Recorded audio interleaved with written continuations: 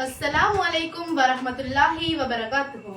கூடியிருக்கும் ஆன்றோர்களே, சான்றோர்களே மற்றும் என் அருமை நண்பர்களே, இன்றைய இரவு பொழுது சும்மா அதிரப் போகுது. ஏன்னா இன்றைக்கு சாதாரண நாள் இல்லை, ஒரு மாபெரும் யுத்தத்திற்கான நாள். அடடா, வந்த உடனே யுத்தம் போரண்டு ஆரம்பிச்சிட்டியேப்பா, கொஞ்சம் மூச்சு வாங்கிக்கோ. எல்லோருக்கும் என்னுடைய அன்பான சலாம். ஆமா நண்பா, நீ சொல்றது உண்மைதான். ஆனா இது ஆயுதம் ஏந்தும் போர் இல்ல, திறமைகளை நிரூபிக்கும் சிங்கங்களின் போர். சரியாக சொன்னாய். கடந்த முறை நடந்த போட்டியை யாராலுமே மறக்க முடியாது. ஏன்னா அங்கே ஒரு மோதியது சாதாரண அணிகள் இல்ல. ஒரு பக்கம் நெருப்பு, இன்னொரு பக்கம் மின்னல். ஆமா, பியாண்ட் ஜேம்ஸ் மற்றும் பியாண்ட் ஸ்காட் நினைச்சாலே உடம்பெல்லாம் சிலிர்க்குதப்பா. நம்ம பியாண்ட் ஜேம்ஸ் அணி சும்மா நெருப்புடா அப்படி என்று களம் இறங்கினாங்க. அவங்க தொட்டதெல்லாம் தீப்பொறி பறந்தது. இரு, நீ உன் டீமுக்கு ரொம்பவே சப்போர்ட் பண்ணாதே. நம்ம விஓஎம் ஸ்குவாட் சும்மா மின்னல் வேகத்துல வந்து தாக்குனாங்க. வானமே இடிந்து விழுகிற அளவுக்கு அவங்க பெர்ஃபார்மன்ஸ் சும்மா அதிரடியா இருந்தது. உண்மைதான் நண்பா, கடந்த முறை இவங்க 2 பேரும் மோதிய போது நடுவர்களுக்கு தலை சுத்திருச்சு. ஏன்னா நெருப்புக்கு மின்னல் சளைச்சது இல்ல, மின்னலுக்கு நெருப்பு சளைச்சது இல்ல. 2 அணிகளும் சமமான புள்ளிகளை பெற்று போட்டிகளை செஞ்சாங்க. சமநிலையை உடைக்க வரும் இறுதிப் போர். சளைத்தவர்கள் அல்ல என்று நிரூபித்த விஓஎம்மின் சிங்கங்கள் இதோ களத்தில் நேருக்கு நேர். 70 புள்ளிகளுடன் சமபலத்தோடு மோதி கணிதத்தையே மிரள வைத்த நமது தரம் 10 சிங்கங்களின் அடுத்த அதிரடி ஆட்டம் இன்று அரங்கேற்கப் போகிறது. யார் அந்த உண்மையான வெற்றியாளர், கணித சாம்பியன்கள் யார் என்பதை தீர்மானிக்கும் இறுதி போர் இன்று தற்போது ஆரம்பமாகின்றது. களம் காணும் இரு பெரும் கூட்டணிகள் கணித புயலை கிளப்ப தங்களது அசாத்திய திறமைகளோடு இதோ சிங்கக்குட்டிகள் களமிறங்குகிறார்கள். விஓஎம் ஜேம்ஸ் வெற்றி கொடியை நாட்டி சாம்பியன் பட்டத்தை தட்டி செல்ல துடிக்கும் பலசாலிகள். அஷ்ரிஃபா, அக்ஷா, மைசரா. விஓஎம் ஸ்குவாட் எந்த சவாலையும் தகர்த்தெறிந்து மகுடம் சூட காத்திருக்கும் மிரண்டலான படை. ஹைமா, சாரா, ஆலியா. விஓஎம் ஸ்குவாட் சமநிலையை உடைப்போம், சரித்திரம் படைப்போம். விஓஎம் ஜேம்ஸின் குறிக்கோள் புள்ளிகள் சமமாக இருக்கலாம், ஆனால் எங்கள் இலக்கு எப்போதுமே முதலிடம் மட்டுமே. எந்த அணி சிறப்பாக செய்கிறது என்றது மறக்காமல் உங்களது கருத்துக்களை கமெண்ட்ஸில் பதிவிட்டு மாணவர்களை உற்சாகமூட்டுங்கள்.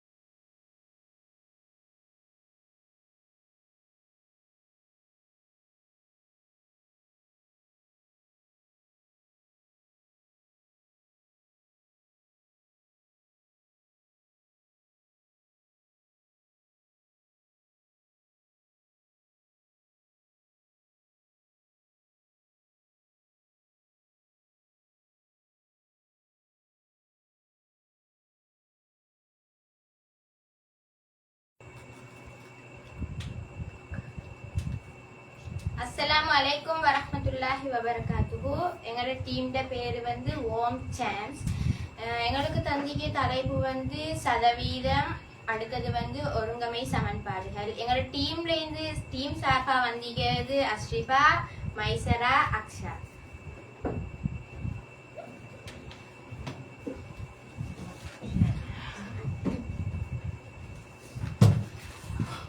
அஸ்ஸலாமு அலைக்கும் வரஹ்மத்துல்லாஹி வபரகாத்துஹு. எங்களோட டீம்ல பேரு VOM ஸ்குவாட். எங்களுக்கு தந்திக்க தலைப்புகள் சதவீதம், ஒருங்கமை சமன்பாடுகள். எங்களோட டீமுக்கு சார்பாக வந்திக்கிறது ஹைமா, சாரா, ஆலியா.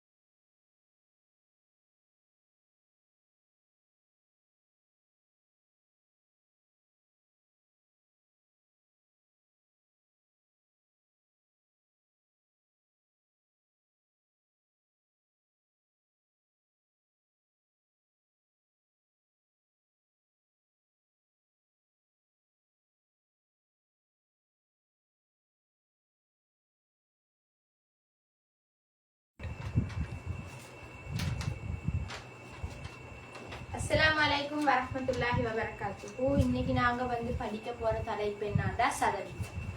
சதவீதம் என்ற நேரம் நீங்க வந்து ஏற்கனவே 9ஆம் ஆண்டுல படிச்சிருப்பீங்க. என்னது உதாரணமாக இப்படி இலாபம், நஷ்டம், இலாப சதவீதம், நட்ட சதவீதம், தரகு, கழிவு, இப்படியான நிறைய விஷயங்கள் நீங்க ஏற்கனவே 9ஆம் ஆண்டுல படிச்சிருப்பீங்க. ஆனா இங்க படிக்க போறது அதே மெத்தட வச்சு இங்க படிக்க போறது வந்து நாங்க என்னடா வட்டி, எளிய வட்டி, அடுத்தது வருமான வரி, அடுத்தது வந்து வெட் வரி, இப்படியான விஷயங்கள் நாங்க இன்னைக்கு இங்க படிக்க போறோம். நாங்கள கேள்வி 2-3 சொல்லிட்டு விளக்கப்படுத்துவோம். முதலாவது கேள்வி வந்து வெளிநாடு ஒன்றிலிருந்து இறக்குமதி செய்யப்படும் ரூபாய் 40,000 பெறுமதியுள்ள ஒரு தொலைக்காட்சி பெட்டி ஒன்றிற்கு ரூபாய் 70% தீர்வை அறவிடப்படுகிறது. சரியா? இதை நாம தந்திக்கிய தரவு. முதலாவது என்ன சொல்றாங்கன்னா, ஒரு வெளிநாட்டிலிருந்து இறக்குமதி செய்த ஒரு சாமனுக்கு 40,000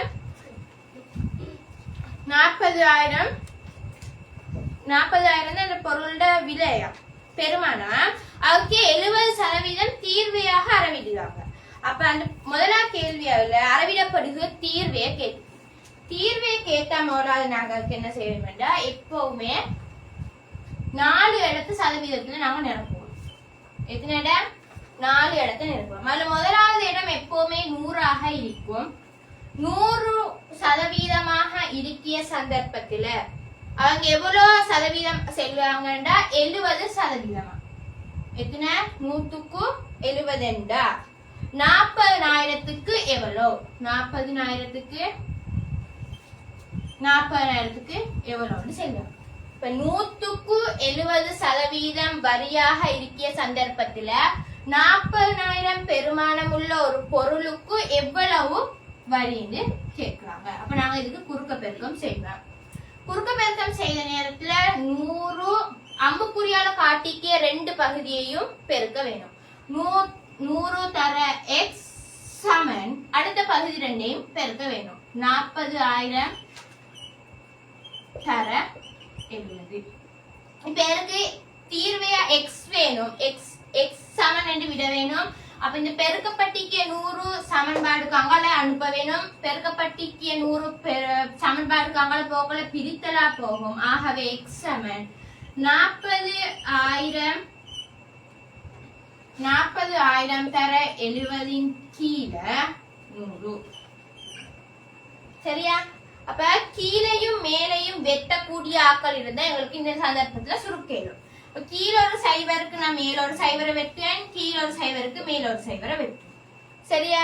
அப்ப மிஞ்சி இருக்கிறது எத்தனை? 4000 தர 7 சமன் 4000 தர 7 மிஞ்சி. இதுல சைவர் எல்லாத்தையும் நான் ஒரு முறை எழுதிட்டு மிஞ்சின 4 7 பெருக்கு 7 4 28,000 மணிகளுக்கு பெருமானம் வருது.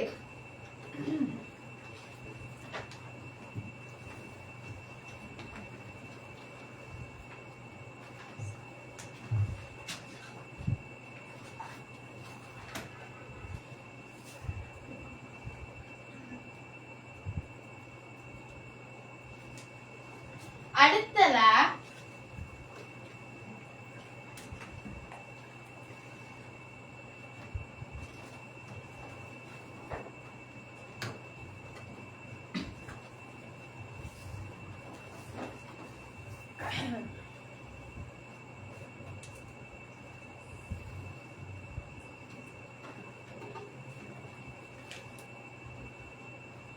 சரி, அடுத்ததா அவங்க சொல்லுவாங்க தீர்வைக்கு பிறகு எவ்வளவு பெருமானம் என்று. இப்ப தீர்வைக்கு பிறகு எவ்வளவு பெருமானம் என்று கேட்டா அவங்க எவ்வளவு ஏற்கனவே பெருமானம் சொல்லிக்காங்க. இந்த பொருளோட விலை 40,000.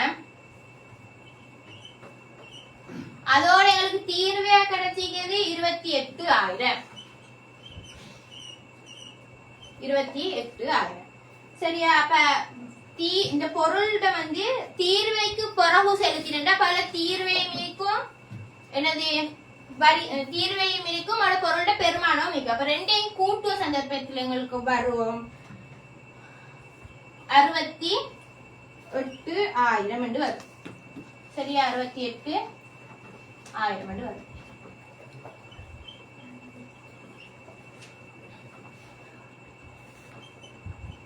சரியா? இதுதான் எங்களுக்கு முதல்ல கேள்வி. இதுல என்ன சரி டவுட் இருக்கா? இது எப்படி செஞ்சேன்னு டவுட் டவுட் இருக்குதா?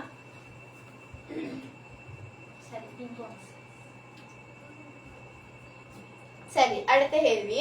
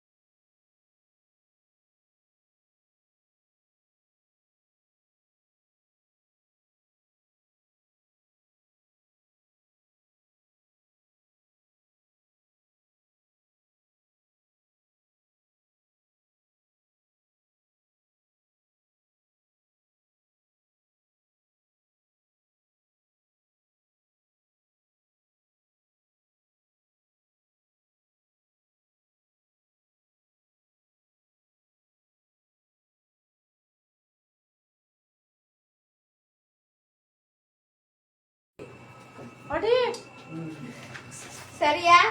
இந்த கேள்வி டவுட் இல்ல. அடுத்த கேள்வி எங்களுக்கு தாராங்க. நாட்டின் பிரஜையொருவர் தனது வருட வருமானத்தில் கீழ்வரும் அட்டவணையின்படி வருமான வரி செலுத்துகிறார். அங்க தந்திக்காங்க எப்படி என்றா ரூபா 5,00,000 5,00,000 அவருக்கு ஃபர்ஸ்ட் 5,00,000 வருமான வரி இல்ல. வருமான விலக்க வரியாகவும் அடுத்த 5 லட்சத்துக்கு 4%, அடுத்த 5 லட்சத்துக்கு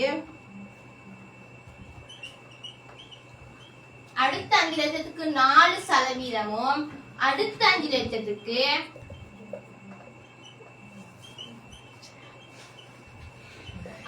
லட்சத்துக்கு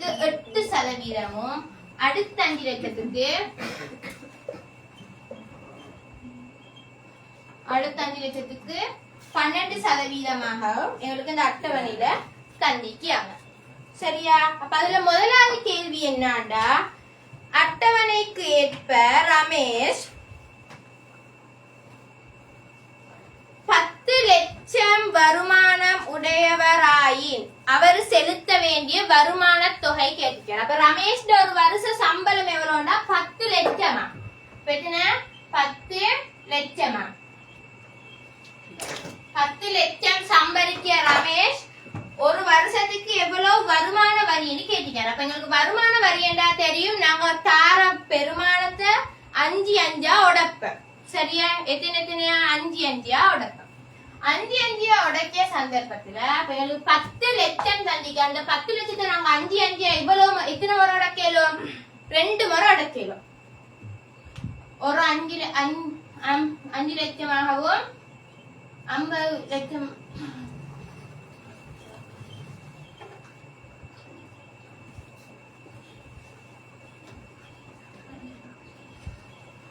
5 லட்சமா 2 முறை உடைச்சிட்டேன்.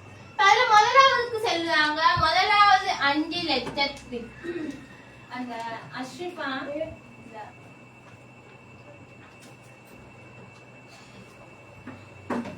இவனுக்கு டவுட்டா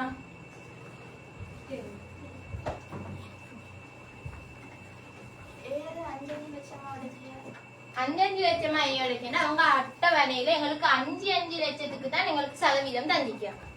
அப்ப சில சந்தர்ப்பத்துல அவங்க 6 தந்தினா எங்களுக்கு 6 அடைக்கலும். சில சந்தர்ப்பத்துல 4 தந்தினா 4 அடைக்கலும். ஆனா எங்களுக்கு இங்க தந்திக்காங்க 5 தான் தந்திக்காங்க. அதனால நாங்க 5 உடைப்போம். சரியா? அப்ப முதலாவது 5 லட்சத்துக்கு அவன் செல்லால் வரி இல்லையா? வரி இல்லை, வரி சதவீதம் இல்லையா? அடுத்த 5 லட்சத்துக்கு அவன் எவ்வளவு செல்வான்? 4%. அப்ப நாங்க அடுத்த 4%க்கு தான் அவன் எவ்வளவு வரி செலுத்த வேணும்னு பார்க்கணும். அப்ப இதுலயும் அதே மாதிரி 4 இடத்தை நிரப்ப வேணும். அது முதலாவது இடம் 100. ஒரு 100 பொருளுக்கும் 4% நாங்க 4 ரூபாய்க்கு 4%க்கு இது தீர்வை வழங்க வேணுமா இருந்தா 5 லட்சத்திட சாமனுக்கு 5 லட்சத்திட சாமனுக்கு எவ்வளவு வரியாக கொடுக்க வேணும். அப்ப குறுக்க பெருக்கம் செய்த நேரம் அம்புக்குறியால காட்டிக்க 2 பகுதியும் பெருக்குவோம்.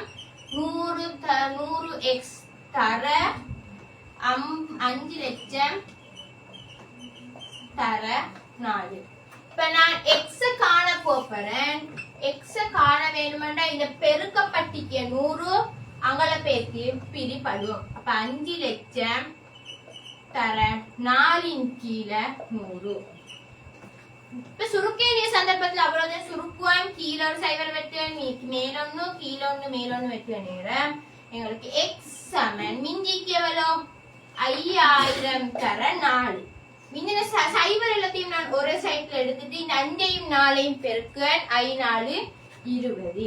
அப்ப எனக்கு 20,000 ரூபாய். 20,000 ரூபாவன் வருட வருமானமாக வரித்தொகையாக செலுத்த வேண்டும். சரியா? அடுத்தது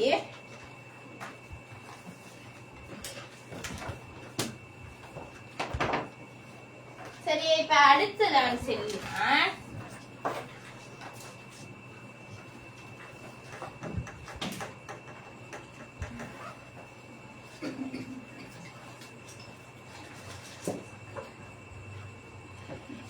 அடுத்த கேள்வி என்னடா, கரண் செலுத்திய மொத்த வருமான வரி தொகை ரூபாய் 1,08,000 ஆகும்.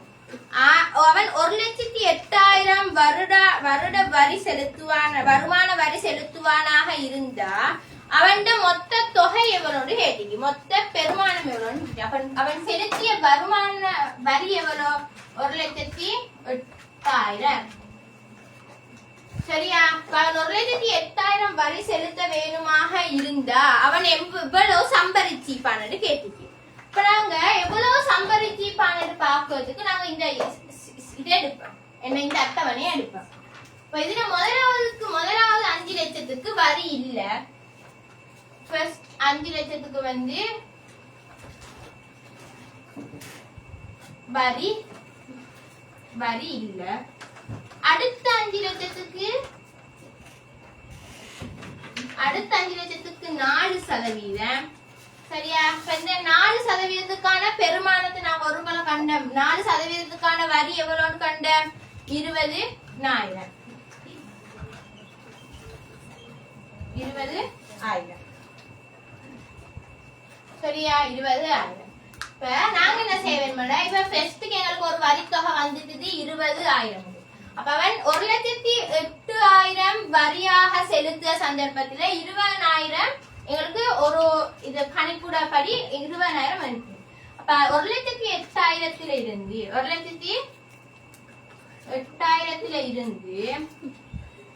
20,000 கழிக்கிய நேரம் எங்களுக்கு மீதியாக வருகிறது எவ்வளோ?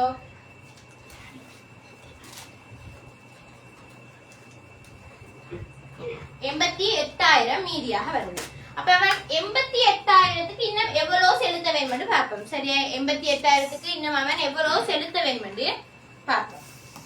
அப்ப இப்ப 4% எங்களுக்கு வந்து இப்ப அடுத்த 5 லட்சத்துக்கு எவ்வளவு சதவீதம் போட்டிருக்கான்?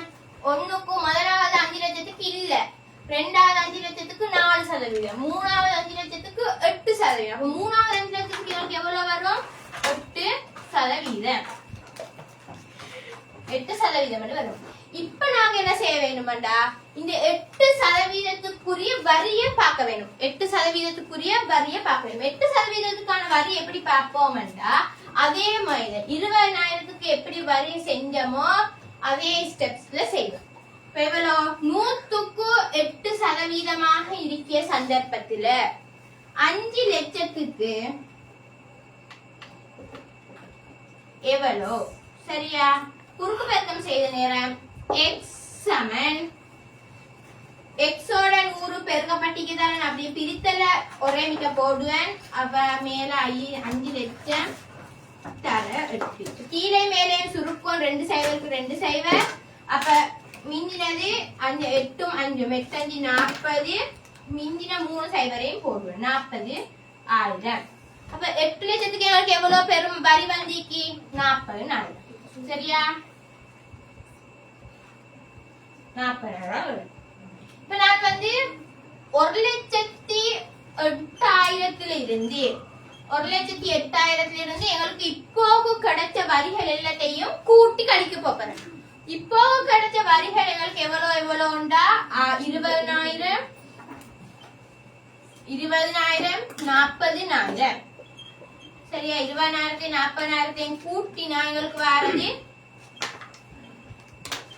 60,000. இப்ப நான் 1,08,000 இருந்து 60,000 கழிக்கிறேன். 1,08,000 இருந்து நான் 60,000 கழிக்கிறேன். கழித்த எங்களுக்கு மீதியாக வரும் 48,000. இந்த 48,000 என்றதுக்கு நாங்க எவ்வளவு பெருமானம் என்று காண போறோம். 48,000க்கு எவ்வளவு பெருமானம் என்று காண போறோம். சரியா? அதுக்கும் அதே மாதிரிதான் நாங்க இன்னைக்கு சதவீதத்துக்கு கண்டமாயி அதே மாதிரி 48,000 எவ்வளவு காண போறோம்.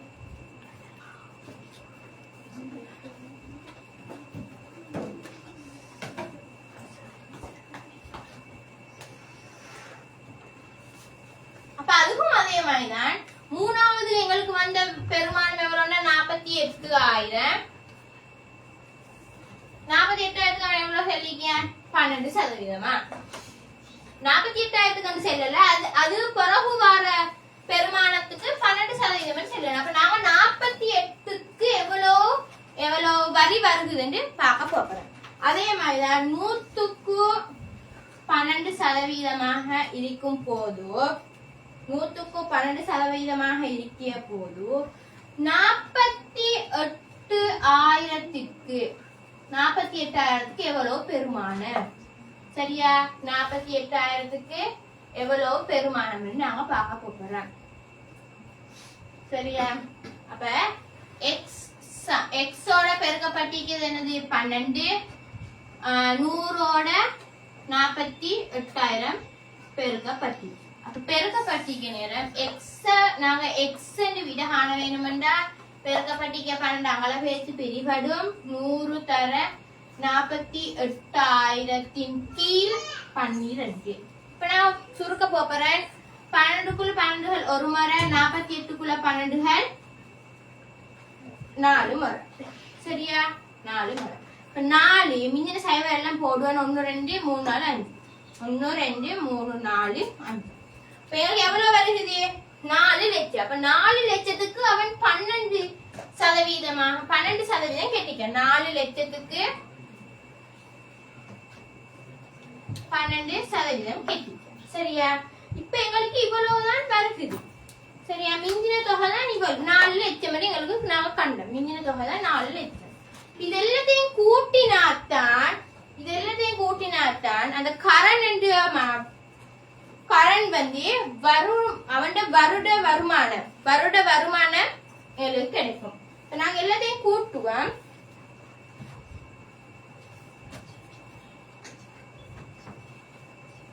அப்ப எங்களுக்கு எவ்வளவு?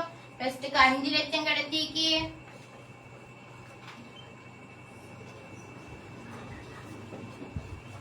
அது பிறகு இன்னொரு 5 லட்சம். அது பிறகு இன்னொரு 5 லட்சம். அது பிறகு கடைசியாக கிடைச்சது எங்களுக்கு 4 லட்சம்.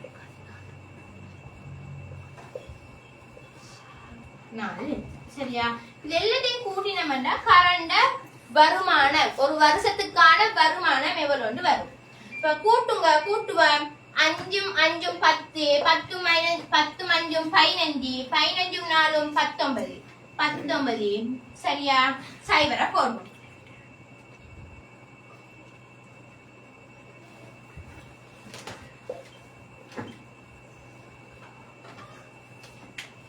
சரியா?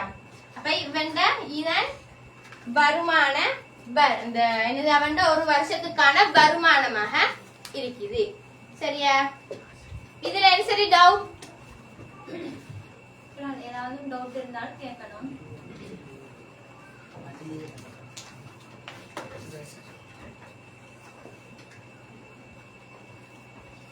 சரி சரி.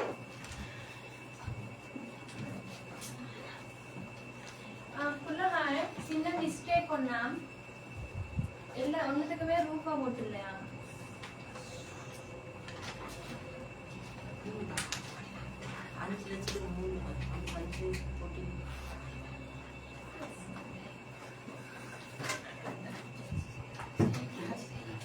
சரி, சின்ன மிஸ்டேக் ஒண்ணுனால இது எல்லாமே ரூபா சம்பந்தப்பட்டு வந்திருக்கிறதால நான் இது எல்லாத்துக்குமே ரூபா போட வேணும். இங்க இந்த 4 லட்சத்துக்கும் ரூபாய், இங்க கடைசி டோட்டலா கேட்டு இந்த கடைசி வருமானத்துக்கும் ரூபாய். சரியா? இது எல்லாமே என்ன ரூபாயோட சம்பந்தப்பட்டதால நாங்க ரூபாயா போடுவோம்.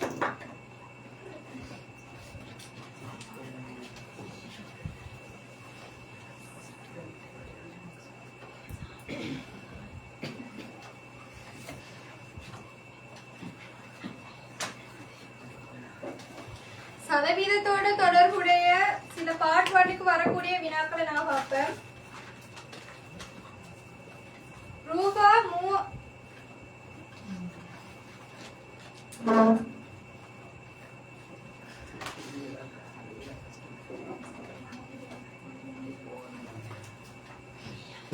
ரூபா 30,000 பெறுமதியான மின்னுபகரணம் ஒன்றை இறக்குமதி செய்யும் போது ரூபாய் 12,000 தீர்வை வரியாக செலுத்தப்பட்டது.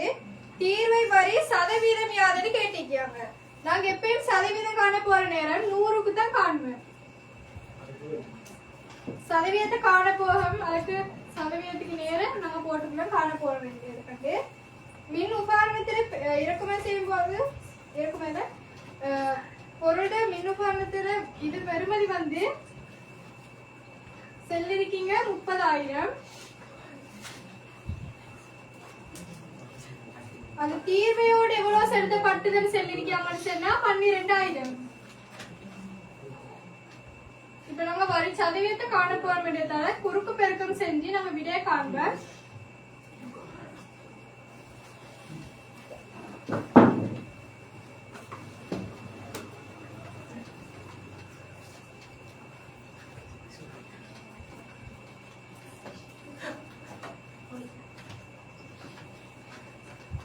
நாங்க காணப்போட அந்த சதவீதத்தை நான் இதை எடுத்து வந்து போடுவேன் காண வேண்டியதை.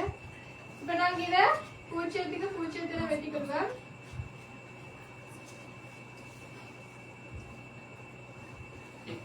இந்த 3க்குள்ள 3 ஒரு முறை, 12க்குள்ள 3 4 முறை நாங்க பெருக்கி போட்ட மனுஷன்னா 10 பெருக்கி போட்ட மனுஷனா 40%.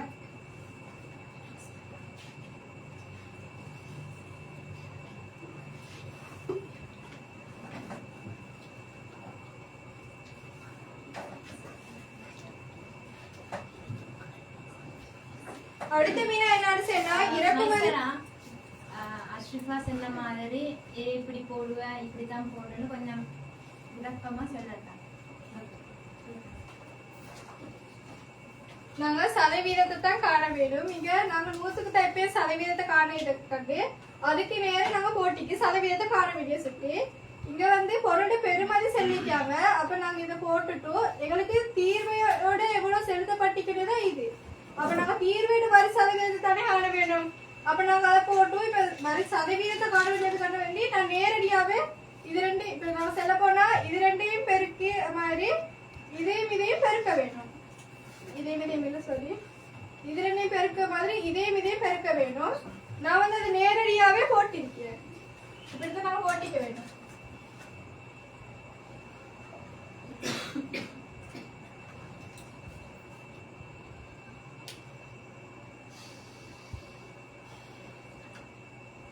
இந்த எக்ஸோட பெருக்கி இப்படி போட்டிக்க வேணும். நான் அதை வந்து நேரடியாவே எக்ஸ காண வேண்டும்ன்றதால இந்த 30,000 வந்து பணியை கொண்டு வந்து போட்டிக்கேன். சரியா?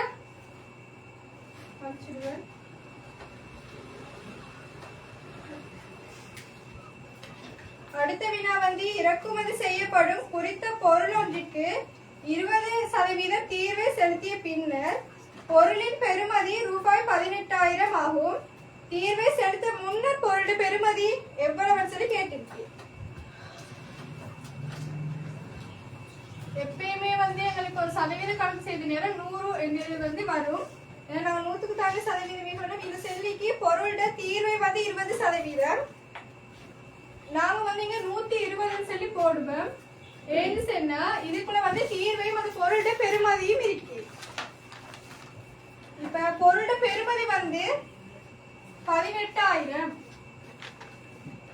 தீர்வையோட சேர்த்து 18,000.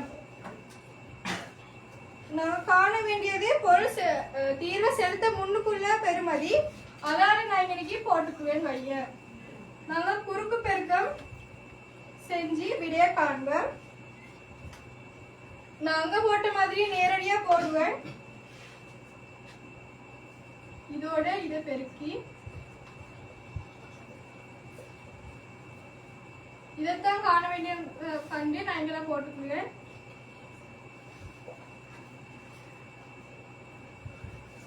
பூஜ்ஜியத்துல வெட்டிக்கொள்ளுவேன். இப்ப எங்களுக்கு இந்த 12ஐயும் இது 18ஐயும் 6ஆல சுருக்கேடும். 12க்குள்ள 6கள் 2 முறை, 18க்குள்ள 6கள் 3 முறை. அதே பிறகு இந்த 2ஐயும் 100ஆல சுருக்கேடும். 2க்குள்ள 2கள் 1 முறை, 3க்குள்ள 2கள் 50 முறை. அப்ப இந்த 3ஐயும் 50ஐயும் 50ஆல பெருக்கினோம்னு சொன்னா 150.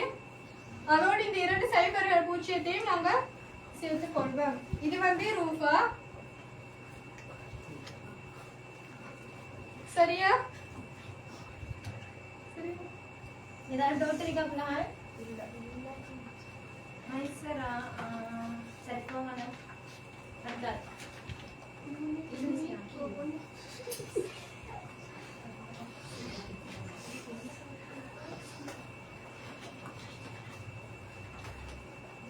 அடுத்த வினா 8% வரி அறவிடப்படும் பிரதேச சபைக்கு உட்பட்ட வீட்டின் ஆண்டு பெறுமதி ரூபாய் 50,000 ஆகும். வீட்டின் உரிமையாளர் பிரதேச சபைக்கு செலுத்த வேண்டிய ஓராண்டிற்கான வரியை காண வேண்டும். நான் சொன்ன மாதிரி நாங்க சதவீதம் காண நேரம் எப்பயும் 100க்கு தான் காண்போம். அதாவது சதவீதம் என்பது தொடர்பான ஒரு கேள்வி வந்தாலே 100. இங்க 8% வரி பிரதேச சபைக்கு உட்பட்டதுன்னு சொல்லியிருக்கு. அந்த வீட்டின் பெறுமதி வந்து எவ்வளவா? 50,000. இப்ப நாங்க காண வேண்டிய ஓராண்டிற்கான வரி. குறுக்கு பெருக்கம் செய்வோம். நான் நேரடியா போடுவேன்.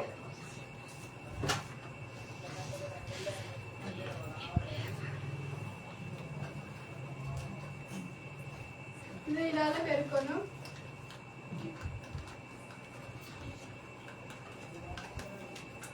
பிரிச்சம் எடுத்தேன்னா வரியை காணிடும். பூச்சத்துக்கு பூச்சத்தை வெட்டிக்கொள்க. அப்ப விட வந்து 5,840. 2 பூச்சத்தையும் சேர்த்துக்கோங்க. அப்ப இது வந்து ஆண்டுக்கான பெறுமதி ரூபா. சரிதானே?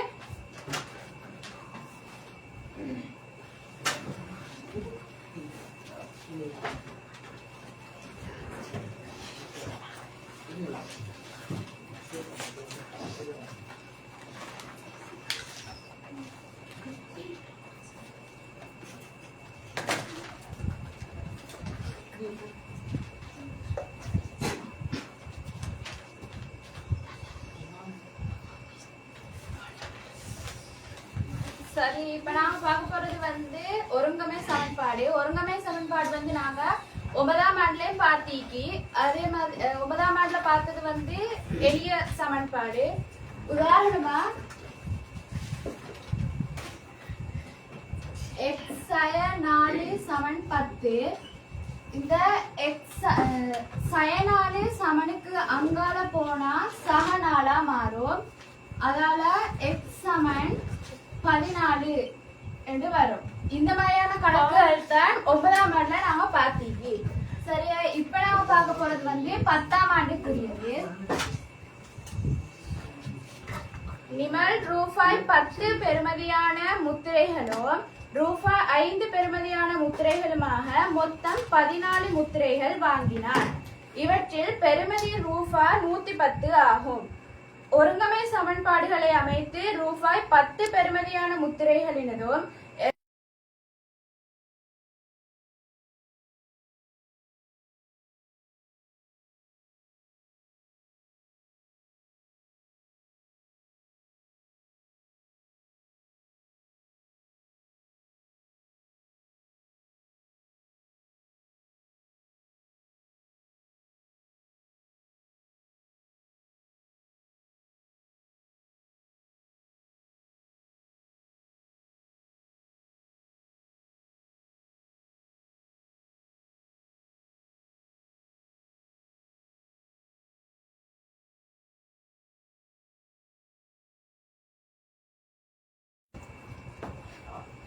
ரூபாய் 10 பெறுமதியுள்ள முத்திரைகளினது எண்ணிக்கையையும் ரூபாய் 5 பெறுமதியுள்ள முத்திரைகளின் எண்ணிக்கையையும் காண்க என்று போட்டிச்சு.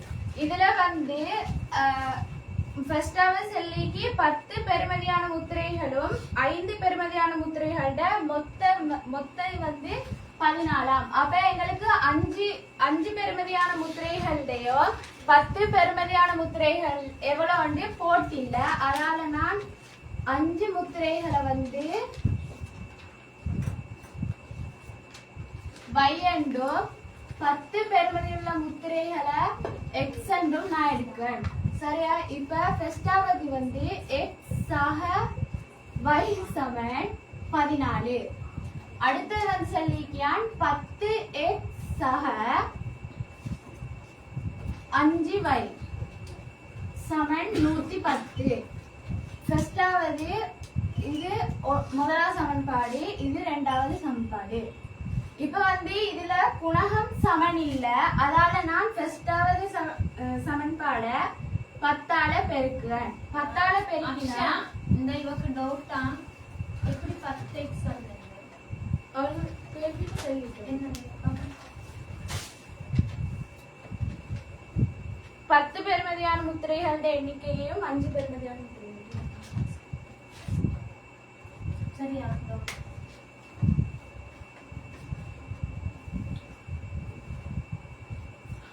ஒரு முத்திரை எண்ணிக்கை என்னன்னு கேட்கிறேன்.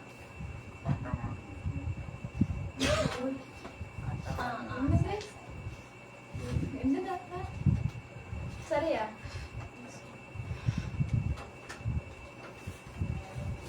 இப்ப ஃபர்ஸ்டாவது சமன்பாட 10ஆல பெருக்கினா 10x சக 10y சமன் 140 வரும்.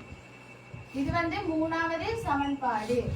இந்த சமன்பாடு சரியா குணகம் சமன் எடுத்தால அந்த சமன்பாடு அப்படியே போடுவேன்.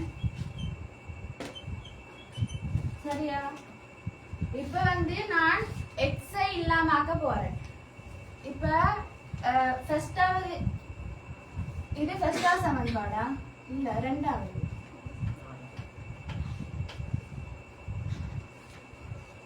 மூணாவது சமன்பாட்டில இருந்து ரெண்டாவது சமன்பாட்டை நான் கழிக்க போறேன். சரியா? இதுல 10x இருந்து 10x போனா 0 அது போட தேவையில்ல. 10y இந்த சய இங்க வரும். அதே மாதிரி பிராக்கெட்ல சக 5y சமன் 140 இருந்து 110 கழிக்கணும்.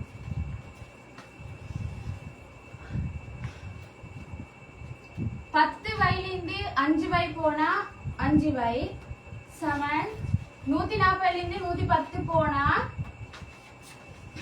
30. சரியா? இங்க போடுவேன்.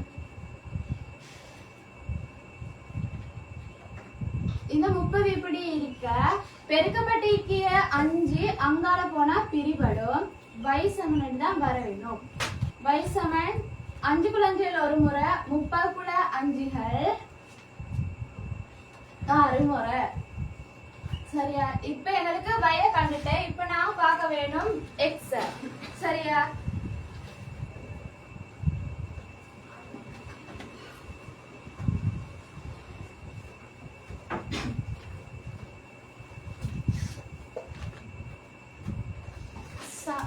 y சமன் 6 ஐ சமன்பாடு 1 பிரதியிடல். அந்த புள்ள அடிச்சு கட்டி எடுத்துறாங்க. சரி போ. ஃபர்ஸ்டாவது சமன்பாடு வந்திக்கு x சக y சமன் 14. சரியா?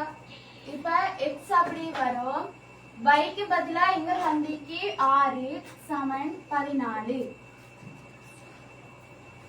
14 அப்படி இருக்க x க்கு தான் நாங்க காண வேண்டும். சக 6 அங்கால போனா சய 6.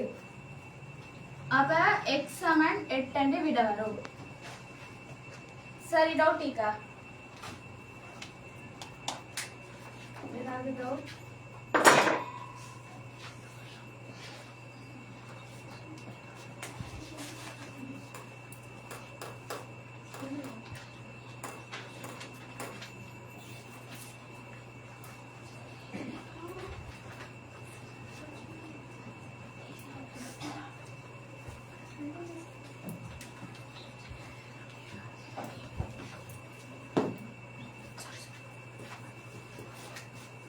ஒருங்கமை சமன்பாட்டில பகுதி 1க்கு வரக்கூடிய வினாவை பார்ப்பேன்.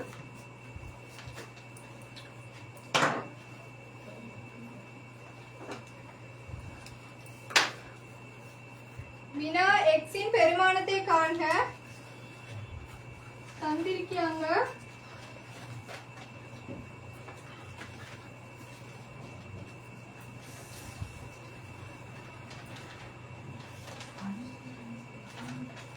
இதை நாங்க முதலாவது சமன்பாடு என்றும் இதை நாங்க இரண்டாவது சமன்பாடு என்றும் எடுப்போம். இப்ப நாங்க x காண வேண்டும். நாங்க முதலாவது சமன்பாட்டை இரண்டாவது சமன்பாட்டை கூட்டி பார்ப்போம். கூட்டுவ நேரம் இந்த 3x-உம் 2x-உம் கூட்டினா 5x. இப்ப இங்க வெவ்வேறு குறியீடுகள் இருக்கிற நேரம் கூட்டப்பட்ட சந்தர்ப்பத்துல கழிவற்றும். அப்ப வைக்கு வை பேத்துரும். அப்ப நாங்க இந்த 22 3 கூட்டினோம்னு சொன்னா 25. நாங்க x பெருமானத்தை காண வேண்டியதால x போட்டு இந்த 5 வந்து 25 இருந்து பிரிப்போம். 25 5ஆல பிரிப்போம்னு சொன்னா எங்களுக்கு x-க்கு விட 5 வரும். சரியா? சரிதானே?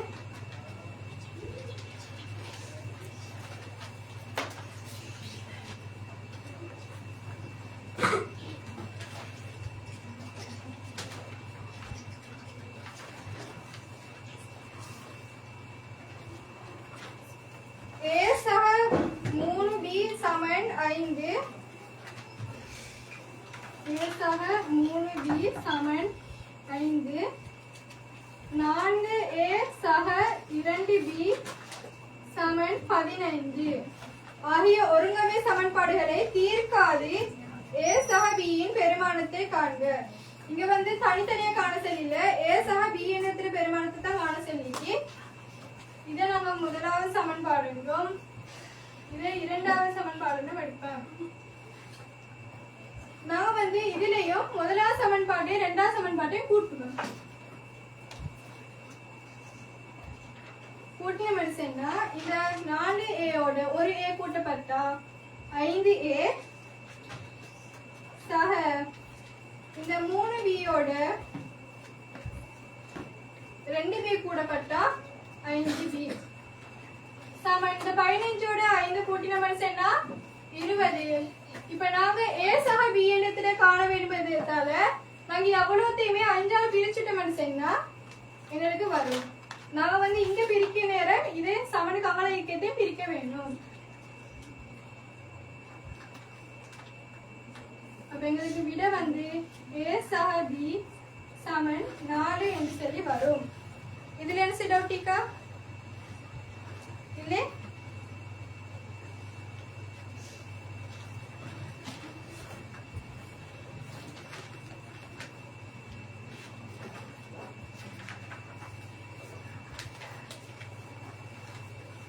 y, x ஆகியவற்றின் பெருமானங்களை தனித்தனியே காணாமல் x ஆக 3y-இன் பெருமானத்தை காண்க.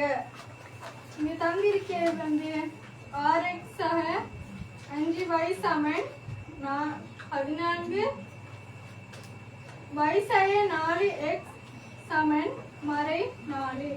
இது முதலாவது சமன்பாடு என்றும் இத இரண்டாவது சமன்பாடு எடுக்கிறேன்.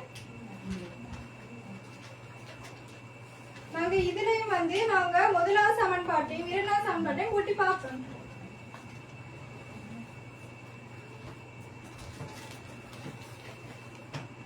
இப்ப வந்து இங்க பார்த்தோம்னா சொன்னா இதுல இங்கேயும் x இருக்கு, இங்கேயும் x இருக்கு. இப்ப நாங்க கூட்டத்தானே போறோம். அப்ப இதை வந்து நான் கிட்ட எடுத்து நோக்கி பார்ப்பேன். இந்த 6x-ஐயும் 4x-ஐயும் கூட்டப்படி நேரம் கழிப்படும். மேடு சொன்னா இதுக்கு முன்னுக்கு வந்து நேர் இருக்கு, இதுக்கு முன்னுக்கு மறை இருக்கு. அதனால எங்களுக்கு 6x-ல 4x போனா 2x. இங்கேயும் வந்து சகதான் இருக்கு, இங்கேயும் சகதான் இருக்கு. அப்ப 5y-ஓட y கூட்டப்பட்டா 6y சமன் இங்கேயும் வந்து மறை இருக்கு, இங்க நேர் இருக்கு. கூட்டப்பட்ட சந்தர்ப்பத்துல கழிப்படும். 14-ல 4 போனோம்னு சொன்னா 10. அப்ப நாங்க இங்கேயும் வந்து x ஆக 3y எழுத்துல காண வேண்டும். நாங்க வந்து இத எல்லாத்தையும் 2ஆல பிரிக்க வேண்டியதை கண்டு நாங்க 2ஆல பிரிப்போம். அந்த மைசர் ஒரு டவுட்டாம் 10க்கு முன்னுக்கு மறை போடலன்னு கேட்குறாங்க. ஏன்னா பெரிய நம்பருக்கு முன்னுக்கு வர குறியீடு தான் நாங்க போட வேண்டியதை கண்டு பிரிச்ச மனுஷன்னா இந்த 2க்கு 2 வெட்டுப்படும். 2 6ஆல பிரிச்ச மனுஷன்னா 3, இந்த 2ஆல 10 பிரிச்ச மனுஷன்னா 5. அப்ப எங்களுக்கு x ஆக இந்த 3 வந்து இதோட பெருக்கப்பட்டு இந்த 3y சமன் இங்க எங்களுக்கு பிரிச்ச நேரம் 5 வந்துச்சு. அப்ப எங்களுக்கு கேட்ட கேள்வியில இந்த 3 x ஆக 3y என்ற விட வந்துட்டுது. சரியா? சரி மைசர் ஒரு கேள்வி வரணும். போர்டு அடிச்சுக்க மாதிரி நட்டும் மைசரா கண்டில் டீம் சார்பு ஒரு ஆள் வந்து எழுதலாம். மேசரம் இடத்துல இருக்கணும். சரி, டீம் சார்பு ஒரு ஆள் வரலாம். கேள்வி: இறக்குமதி செய்யப்படும் பொருள் ஒன்றின் தொடக்க பெறுமானம் ரூபாய் 60,000 ஆகும். அதற்காக 14% சுங்கத்தீர்வை அறவிடப்படுகிறது. சுங்கத்தீர்வை செலுத்திய பின்னர் அப்பொருளின் பெறுமானம் யாது? திரும்பவும் சொல்லுவேன். இறக்குமதி செய்யப்படும் பொருளொன்றின் தொடக்க பெறுமானம் ரூபாய் 60,000 ஆகும். அதற்காக 14% சுங்கத்தீர்வை அறவிடப்படுகிறது. சுங்கத்தீர்வை செலுத்திய பின்னர் அப்பொருளின் பெறுமானம் யாது?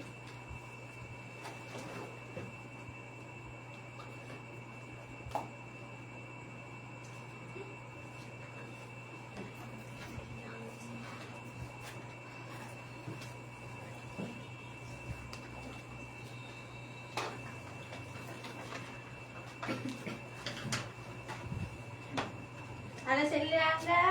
என்னது 60,000 பொருளோட பெருமானத்துக்கு 14% அல்லது சுங்கத்தீர்வையாக அறவிடப்படும். அதே மாதிரிதான் 100 ரூபாய்க்கு 14% சுங்கத்தீர்வையாக அறவிடப்படுமா இருந்தா 60,000 ஒரு பொருளுக்கோ 60,000 பெருமதியான ஒரு பொருளுக்கு எவ்வளவு தீர்வை கெட்டுவாங்க. சரியா? அப்ப நாங்க அதுக்கு காணுவோம். நான் நேரடியாவே போடுவேன். 100 எக்ஸால பெருக்கப்பட்டிக்கிட்டால் அந்த நான் 100 டிரெக்டாவே பிரித்தலாக போட்டு பெருக்குவேன் மற்ற ரெண்டு பெருமானத்தையும். 60,000 தர 14. இப்ப நான் கீழே வெட்ட வேண்டியது எல்லாத்தையும் வெட்டுவேன். 2 வெட்டுவேன். அப்ப எக்ஸ் சமன் 14 தர 6 84 மின்னினுக்கிய 2 போடுவேன். இதை அவங்க கேட்ட விடை இல்ல, நான் கண்டுபிடிச்ச சுங்கத்தீர்வு. அவங்க கேட்டிக்காங்க இந்த சுங்கத்தீர்வைக்கும் கட்டினத்துக்கும் பிறகு அந்த பொருளோட பெருமானம். ஏற்கனவே அந்த பொருளுக்கு இருந்துச்சு பெருமானம் 60,000. அதோட சுங்கத்தீர்வையா நாங்க 8,400 ரூபாய் கட்டுவேன். அப்ப கட்டுவ நேரம் எங்களுக்கு வாரது 0 4 8 66,000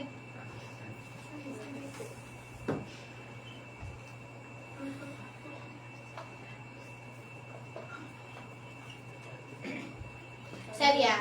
அவங்க அந்த பொருளுக்கு என்னது தீர்வைக்கும் பிறகு செலுத்த வேண்டிய பெருமானம். சரி, அதே குழு அணி, அதாவது அவங்களோட உறுப்பினர்களுக்கான ஒரு கேள்வி. ஒரு ஆள் எலும்பி வந்து விளக்கப்படுத்தணும். கேள்வியை நோட் பண்ணிக்கலாம். ரூபாய் 24,000 பெருமானம் உள்ள ஒரு பொருளை இறக்குமதி செய்யும் போதும் ரூபாய் 6,000 தீர்வையாக செலுத்த வேண்டும். செலுத்திய தீர்வை சதவீதத்தை காண்க. செலுத்திய தீர்வை சதவீதத்தை காண்க.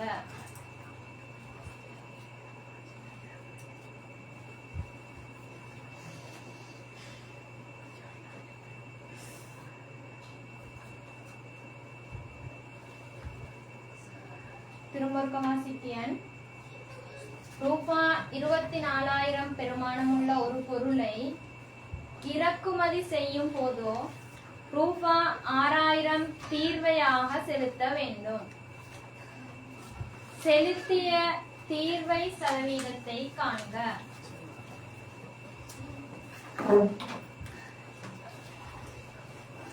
குழு சார்பா ஒரு ஆள் வரணும்.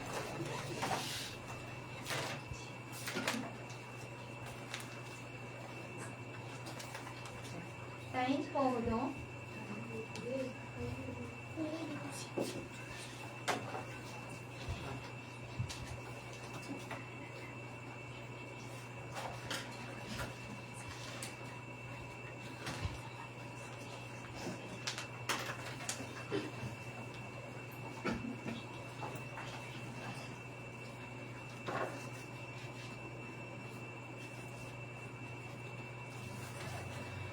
இப்ப கேட்ட கேள்வி என்னண்டா வந்து சதவீதம் கேட்டிருக்காங்க. அப்ப நாங்க 4 எடுத்து நிரப்ப வேணும். ஃபர்ஸ்ட்டுக்கு 100 எனக்கு எக்ஸ் போடுவோம். சதவீதத்தை தான் கேட்டிருக்காங்க. நமக்கு டவுட்டா ஏன் அவனுக்கு எக்ஸ்போர்ட் அந்த சதவீதம் கேட்டு சுட்டி அவனுக்கு எக்ஸ்.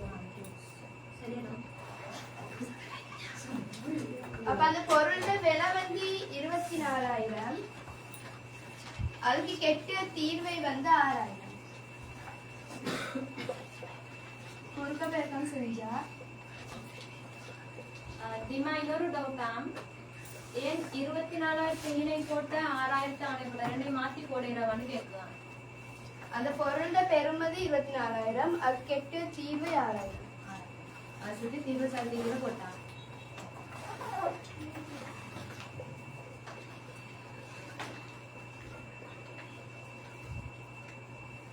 சரி சரி 6க்குள்ள 6 ஒரு முறை 24 6ஆல சுருக்கினா 4 முறை.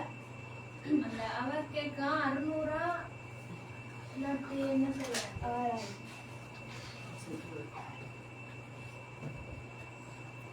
அப்ப 4 100ஆல சுருக்கினா வாரது வந்து 25%.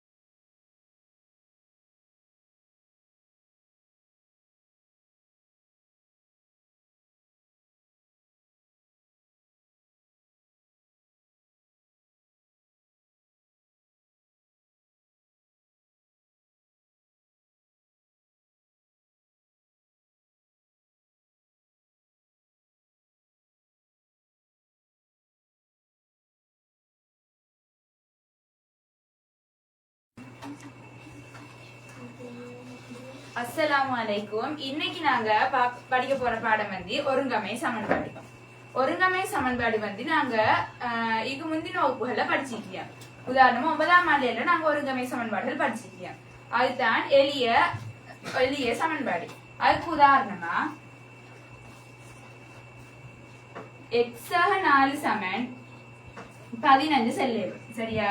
இதுல வந்து எங்களுக்கு தெரியா கணியம் ஒண்ணுதான் நீக்கி. சரி, அதை எப்படி காணுங்கண்டா x/15 போட்டுட்டு இங்க சமனுக்கு முன்னாடிக்கிய சகநாளி சமனுக்கு அங்கே போன என்னதான் மாறும்? சயனாலா மாறும். ஆகவே 15 சயனாலி. ஆகவே x/11 வரும்.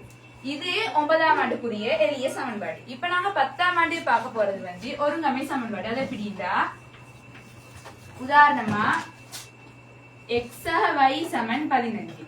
இதுக்கு முன்னுக்கும் எங்களுக்கு தெரியா கணியம் x மட்டும் ஒண்ணுதான் இருந்துச்சு. ஆனா இப்ப எங்களுக்கு எக்ஸும் தெரியாம வையும் தெரியாம 2 தெரியா கணியங்கள் இருக்கு. அத இந்த ஒரு சமன்பாடு வச்சு எங்களுக்கு தீர்த்து கண்டுபிடிக்கலுமா? ஏலா. ஆகவே எங்களுக்கு இதே மாதிரி இன்னமொரு சமன்பாடு இருந்தா தான் அது 2ஐயும் வச்சு எங்களுக்கு பிரதியிடும். அதே இதுக்கு இன்னமொரு சமன்பாடு வர வேண்டும். இதே தான் நாங்க இப்ப ஒரு part 2 கேள்வி ஒன்று மூலம் பார்க்க போறோம். கேள்வி: பூச்செண்டு ஒன்றில் சிவப்பு நிற ரோஜா பூக்கள் மற்றும் மஞ்சள் நிற ரோஜா பூக்கள் என மொத்தம் 30 பூக்கள் இருக்கு. சரியா? ஒரு பூந்தொட்டி அதை வச்சுக்கிடுவேன். அதுல சிவப்பு நிற ரோஜாக்கள் அதோட எண்ணிக்கை செல்லல அதுவும் மஞ்சள் நிற ரோஜா பூக்கள் மீக்கா. அதோட மொத்தம் வந்து எங்களுக்கு 30 செல்லுறாங்க. அப்படி சிவப்பு நிற ரோஜா பூவனோட விலை 250 ரூபாய். சரியா? அதே மாதிரி மஞ்சள் நிற ரோஜா பூவனோட விலை 150 ரூபான்னு சொல்றாங்க. இது ரெண்டையும் சேர்த்து ஒரு பூந்தொட்டி வந்து 5700 ரூபான்னு சொல்றாங்க. அப்ப ரெண்டையுமே கூட்டினா எங்களுக்கு 5700 ரூபாய் வர வேணும். ஒன்னா கேள்வி, சிவப்பு நிற ரோஜா பூக்களோட எண்ணிக்கை எக்ஸ், சிவப்பு நிற ரோஜா பூக்களோட எக்ஸ் என்றும் மஞ்சள் நிற ரோஜா பூக்களோட வந்து y என்று எடுக்க சொல்லிருக்காங்க. இதை வச்சு ஒரு ஒருங்கமை சமன்பாடு உருவாக்குறதுதான் எங்களோட 1வது கேள்வி. இப்ப எங்களுக்கு தந்த தரவுகளை வச்சு எப்படி உருவாக்கலும்?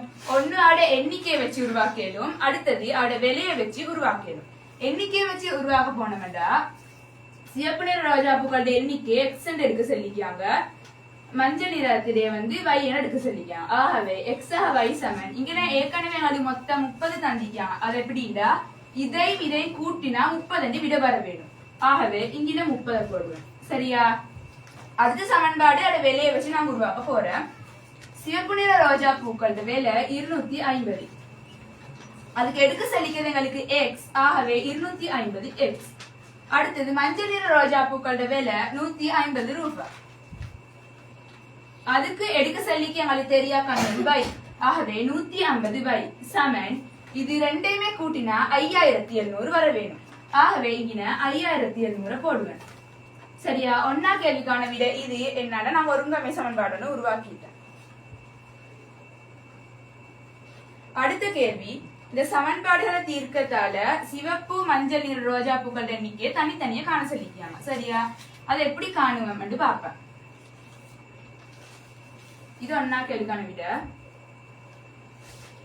சமன்பாடு எழுதுவேன். இது முதலாம் சமன்பாடு,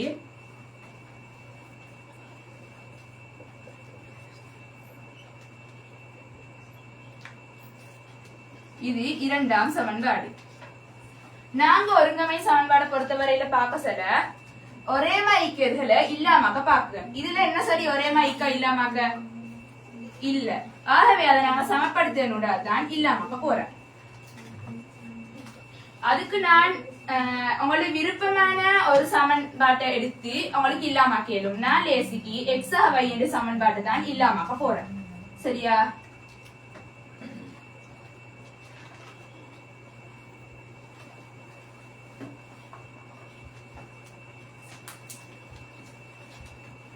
சரியா? நான் முதலாம் சமன்பாட்டை எடுக்கிறதால எக்ஸ் y சமன் 30 போடுவேன்.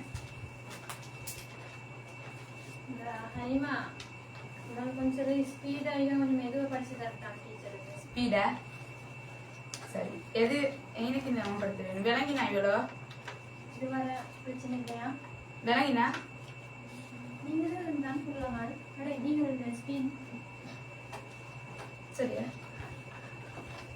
சரியா? இப்ப நான் முதலாம் சமன்பாட்டை தான் இல்லாமக்க போறேன். முதலாம் சமன்பாட்டை எடுத்து அதைத்தான் சமப்படுத்தி இல்லாமக்க போறேன். அப்ப அந்த சமன்பாட்டை போட்டுட்டு அது கீழே எதையும் போடுவேன். எதை இல்லாமக்க போற வேண்டி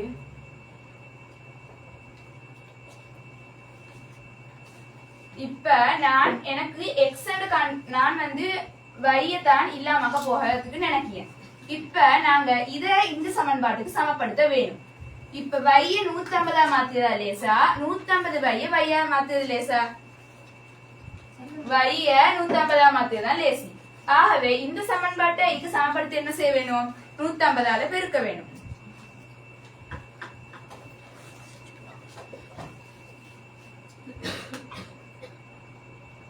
இத 150 பெருக்கினாவது 150 தர x 150 x, 150 தர y 150 y, 150 தர 30 4500. சரியா? இது நாங்க உருவாக்கிக்கியது மூணாம் சமன்பாடு.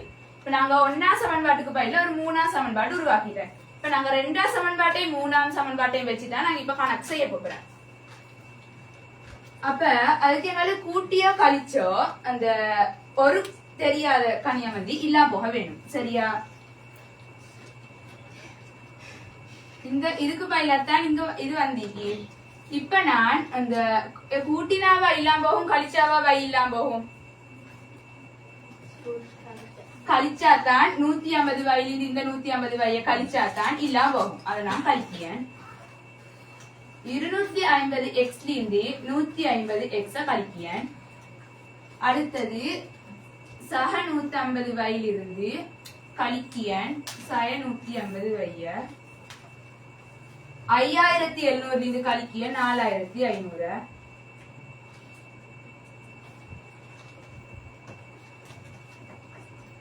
ஆகவே இனி வரப்போகுது 250 எக்ஸ்ல இருந்து 150 எக்ஸ் போன எவ்வளோ? 100 எக்ஸ்.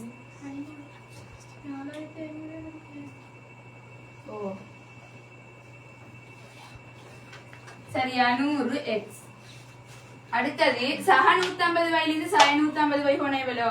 வித்தியாசமான குறிகள் வந்தா கழிப்படும். சரியா? ஆகவே சகலிருந்து சய போனா அந்த என்னான்னு தெரிய அப்படின்னா பெரிய நம்பர் குறிதான் வரும். ஆனா இரண்டுமே சமன ஐக்கியத்தால புனக அது பூஜ்ஜியமா மாறும். ஆனா நாங்க போட தேவையில்ல. 100 எக்ஸ் சமன் 5700 இருந்து 4500 போனா எவ்வளோ? 1200. சரியா? இப்ப நாங்க எக்ஸ் சமன் விட வர வேணுமெண்டா 1200 போட்டு இங்கல சமன் எக்ஸும் 100ம் பெருக்கலிக்கு சமனுக்கு அங்கல போனா பிரித்தெல்லாம் மாறும். ஆகவே 1200 கீழ் 100 வரும். இத சுருக்குகளை சுருக்கம் 2 பூஜ்ஜியத்துக்கு 2 பூஜ்ஜியம் வெட்டிப்படும். மிஞ்சிக்கிறது எக்ஸ் சமன் 12. ஆகவே எங்களுக்கு எக்ஸுக்குரிய பெருமான 12 வந்தது. அடுத்தது இதை வச்சு நாங்க வைய காணுங்க.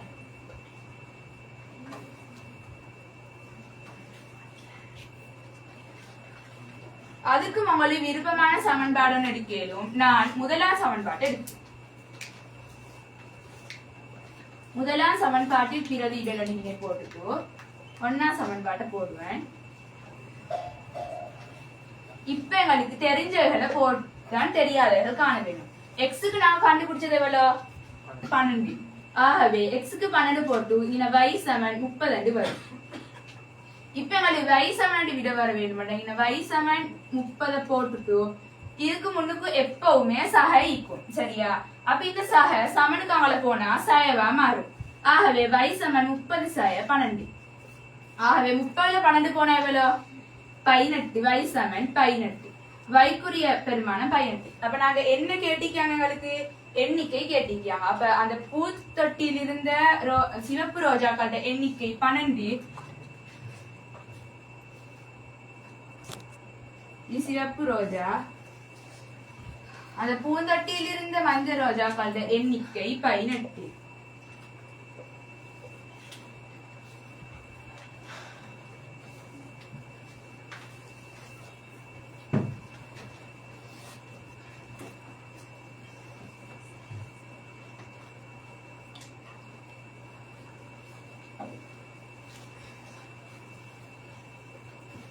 நான் இங்க வந்து ஒருங்கமை சமன்பாடுல பார்ட் 1 கொஸ்டின்களை விளக்கப்படுத்துறதுக்கு முதலாவது கேள்வி எடுத்தா பார்ட் 1க்குரியது 4x சக 3y சமன் 11.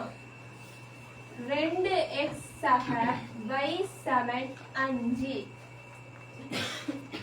இவ்வொருங்கமை சமன்பாடுகளை வந்து தீர்க்காம x சக y பெருமானத்தை காணணும். அப்படின்னா இந்த xy வரணும். அதுல சொல்லிட்டு இதுல பெருமானத்தை காண சொல்லிருக்காங்க. இத ஒண்ணு கூட்டணும் இல்லாட்டி கழிக்கணும். நான் இங்க வந்து இத கூட்ட போறேன். 4x ஓட 2x கூட்டப்பட்டா 4x ஓட 2x கூட்டப்பட்டா அப்படின்னா முதலாம் சமன்பாடோட ரெண்டாம் சமன்பாட்டை கூட்ட போறேன். 4x ஓட 2x கூட்டப்பட்டா 6x சக 3yயோட y கூட்டப்பட்டா 4y சமன் 11ஓட 5 கூட்டப்பட்டா 16. சரியா? இது வந்து எங்களுக்கு வந்து சொல்லிக்காங்க x y என்று வேணும். அப்ப நாங்க பார்க்கணும் இத மூணையும் ஒரே நம்பரால சுருக்கு என்ன சரி ஈக்காண்டு. அப்ப நான் இத வந்து 2ஆல எங்களுக்கு இத 2ஆல சுருக்கி கலையிடும். எல்லாத்தையும் இத 2ஆல சுருக்கி எழுதும். அப்ப 2க்குள்ள 2கள் ஒரு முறை, 6க்குள்ள 2கள் 3 முறை, 2க்குள்ள 2கள் ஒரு முறை, 4க்குள்ள 2கள் 2 முறை, 2க்குள்ள 2கள் ஒரு முறை 16க்குள்ள 2கள் 8 முறை 3x சக 2y சமன் 8 என்று வருது. இங்கே எங்களுக்கு ஒண்ணுமே வகுக்க இல்லாததால எங்களுக்கு இதை எடுக்கல. ஏண்டா இது வந்து கூட்டப்படும் போது எங்களுக்கு x சக y வரல. அப்ப நான் இத அதே சமன்பாட்டை கழிச்சு பார்க்க போறேன். 4x இருந்து 2x போனா 2x, 4x இருந்து 2x போனா 2x, சக 3y இருந்து கழிக்க போற சக y சயவும் சகவும் மைண்ட பெருக்கப்பட்டு y ஆகும். அப்ப இங்க கழிக்கிய சுட்டி 3y இருந்து நாங்க y கழிச்சா சக 2y பெரிய நம்பர் குறியிட போடணும். சக 2y சமன் 11 இருந்து 5 போனா 6. இப்ப இத பார்க்கணும், நாங்க ஒரே நம்பரால வகுக்கணுமா அப்படி. அப்ப எங்களுக்கு இங்க 2ஆம் வாய்ப்பாடு குறிக்கிறதால 2ஆல நாங்க இத வகுக்கணும். இப்ப நான் ஒவ்வொன்றத்தையும் 2ஆல வகுக்குவேன். 2க்குள்ள 2கள் ஒரு முறை, 2க்குள்ள 2கள் ஒரு முறை, 2க்குள்ள 2கள் ஒரு முறை, 2க்குள்ள 2கள் ஒரு முறை, 2க்குள்ள 2கள் ஒரு முறை, 6க்குள்ள 2கள் 3 முறை. x சக y சமன் 3. அப்ப எங்களுக்கு இந்த அவங்க கேட்ட x சக y என்ற இது வந்துச்சு. அப்ப எங்களுக்கு இத விடையாக எடுக்கணும்.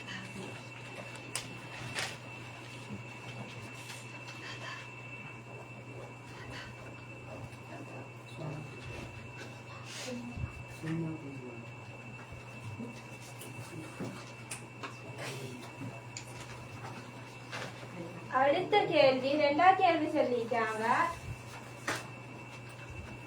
5x சய 4y சமன் 9, x சய 2y சமன் 3.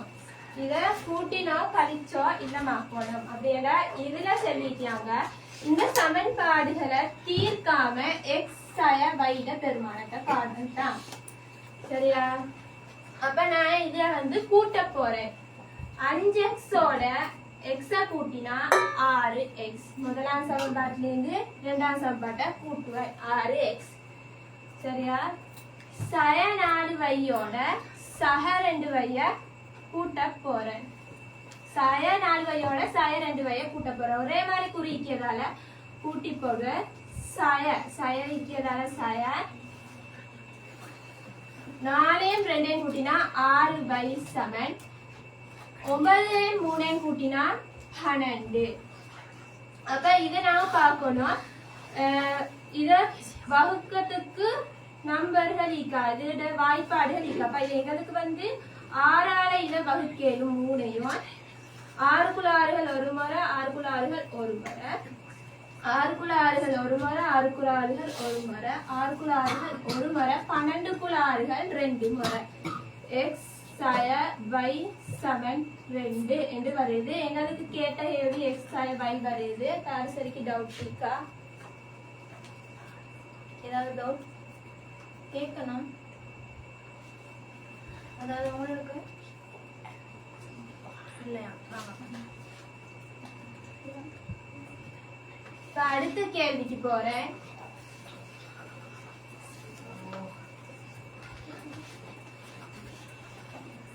மூணாவது கேள்வியும் அதே மாதிரிதான். ஒரு சமன்பாடு கண்டிருக்காங்க. 2x சக 5y சமன் 13. x சய 2y சமன் 5. இதையும் இந்த சமன்பாடுகளை தீர்க்காம x சக y பெருமானத்தை சொல்லிருக்காங்க. x சக y என்று இந்த சமன்பாட்டுல வரணுமா? அப்ப இத கூட்டியோ கழிச்சோ ஏற்கனவே சொன்ன மாதிரி கூட்டணும் இல்லாட்டி கழிக்கணும். நான் இங்க கூட்டுவேன். 2x ஓட முதலாம் சமன்பாட்டையும் 2ஆம் சமன்பாட்டையும் கூட்ட போறேன். 2x ஓட x கூட்டினா 3x. சரியா? 3x சக 5y ஓட கூட்ட போறேன் 2y. அப்ப சக 5y ஓட சய 2y கூட்ட போறேன்டா இங்க சகைக்கு நான் கூட்ட போற அடையாளம். சகவும் சயவும் இருந்தா சய 2y என்று இருக்கு. அப்ப வித்தியாசமான குறிக்கிறதால இது ஹரிப்படும். பெரிய நம்பருக்கு முன்னுக்கிய குறியிட போடுவேன்.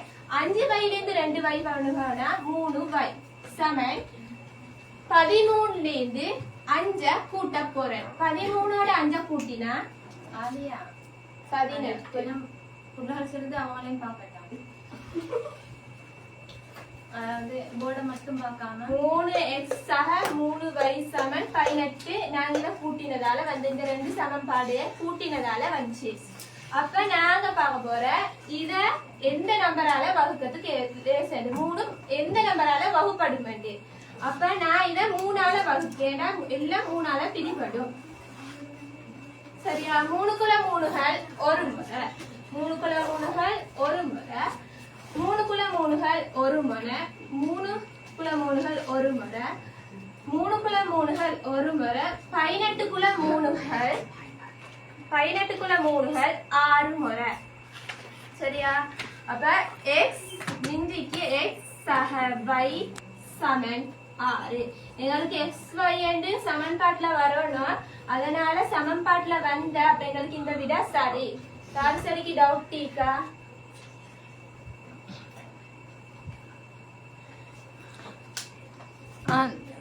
இன்னொரு கேள்வி சரியா?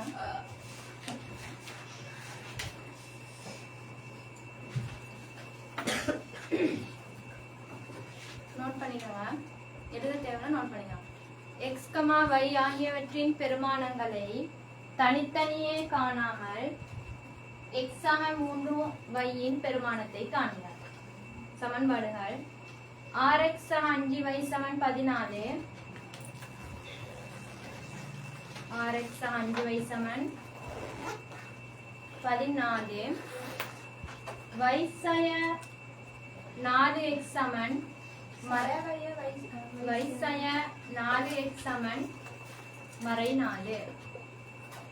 கேள்வி என்றால் x 3 y பெருமானத்தை தீர்க்காம காணணும். இந்த கேள்வியில கேட்டிருக்காங்க இந்த ரெண்டு சமன்பாடு கூட்டினோ கழிச்சோ x 3 y அந்த சமன்பாட்டுல ஈக்கணும். அப்ப நான் வந்து இத ஃபர்ஸ்ட்டுக்கு நான் இத வந்து கூட்டி பார்ப்போம். கூட்டியோ கழிச்சோ நாங்க கூட்ட போறேன். 6x ஓட 4x இங்கின நேரிக்கு. சரியா? அப்ப இங்கின நான் கூட்ட போற சுத்தி இந்த கூட்டல் அடையாளம் சகவும் சயவும் சயவா மாறுது. அப்ப வித்தியாசமான குறியால நாங்க கழிக்கிறோம். 6xல இருந்து 4x போனா 2x. பெரிய நம்பருக்கு முன்னுக்கிய குறியிட போடுவேன். சக போட வேண்டிய அவசியம் இல்லை. ஏன்னா எங்களுக்கு தெரியும் சக இக்கணும். அடுத்தது வந்து சக 5y. எப்பவுமே எங்களுக்கு தெரியும் வைக்கு முன்னுக்கும் இந்த இதுக்கு முன்னுக்கும் சக இக்கிறதால அப்ப நாங்க கூட்டத்தானே போற ஒரே மாதிரி குறி வந்ததால இத கூட்டி போடுவோம். சக 6y சமன் 14ஓட 4 கூட்ட போறோம். இங்க எப்ப சகைக்கு கூட்ட போறது இது. அப்ப சகவும் சயவும் சயவா மாறுது பெருக்கப்படும் போதும். அப்ப இந்த பெருக்கப்படும் போது மாறுது. அப்ப இங்க வித்தியாசமான குறிதான் வரும். அப்ப வித்தியாசமான குறி பெருக்கமா கூட்டுவோமாண்டு இல்ல. நான் சொன்ன சகவும் சயவேரும் சக 14 இதுவும் சய 4 இது மீக்கே. அப்ப கூட்ட போற சகவ. அப்ப செனப்புலகள் வந்து இங்க சக போட்டுக்கொண்டு போகும். அதுதான் நான் சொன்னேன். சகோட உதாரணம் இப்படித்தான் வருவது. சக 14 சக கூட்ட போற அடையாளம் பிரக்கெட்டுக்குள்ளதான் 4 போடணும். வேண்டா இது சய 4 வந்துச்சு. செனப்புலகள் இங்க சக போட்டுரும். அதுக்குதான் நான் சொன்னேன் சகவும் சயவும் பெருக்கப்படும் போது நேரம் சயவா மாறுது. சரியா? அப்ப அழிக்கிய அப்ப வித்தியாசமான குறிக்கிறதால கழிப்படும் 10. அப்ப நான் இத 2ஆல பிரிக்க போறேன். எல்லாத்தையும் 2ஆல பிரிக்கணும். 2ஆல இத பிரிச்சா எல்லாத்தையும் 2ஆல பிரிக்கணும். ஒரு சமன்பாட்டை அப்ப 2ஆல மட்டுமா பிரிக்கணும். 2ஆல மட்டும் வேண்டி இல்ல என்னதால சரி பிரிக்கணும். ஆனா இங்க வந்து 2 தான் பொதுவா எடுக்கணும். வேண்டா 3 பொதுவெடுத்தா 3 2ஆல பிரிக்கிற தசத்துல வரும்.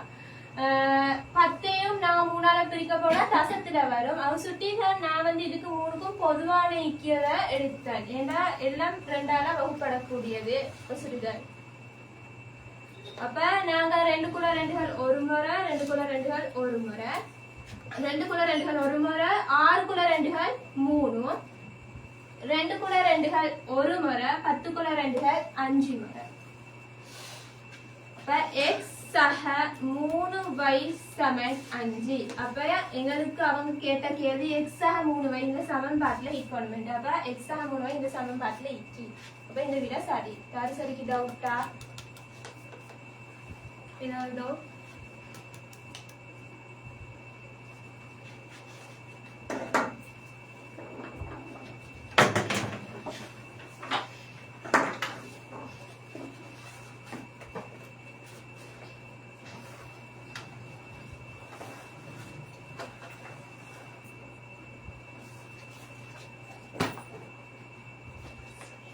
எல்லாருக்கும் அஸ்ஸலாமு அலைக்கும்.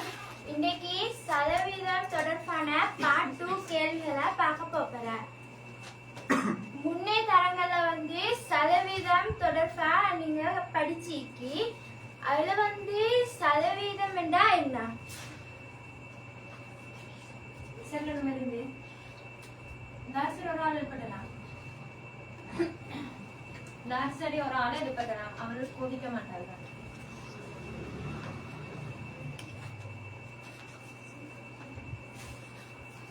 அஷ்ரிஃபா சதவீதம் என்று என்ன? எழுமங்கள அஷ்ரிஃபா எழுமங்க.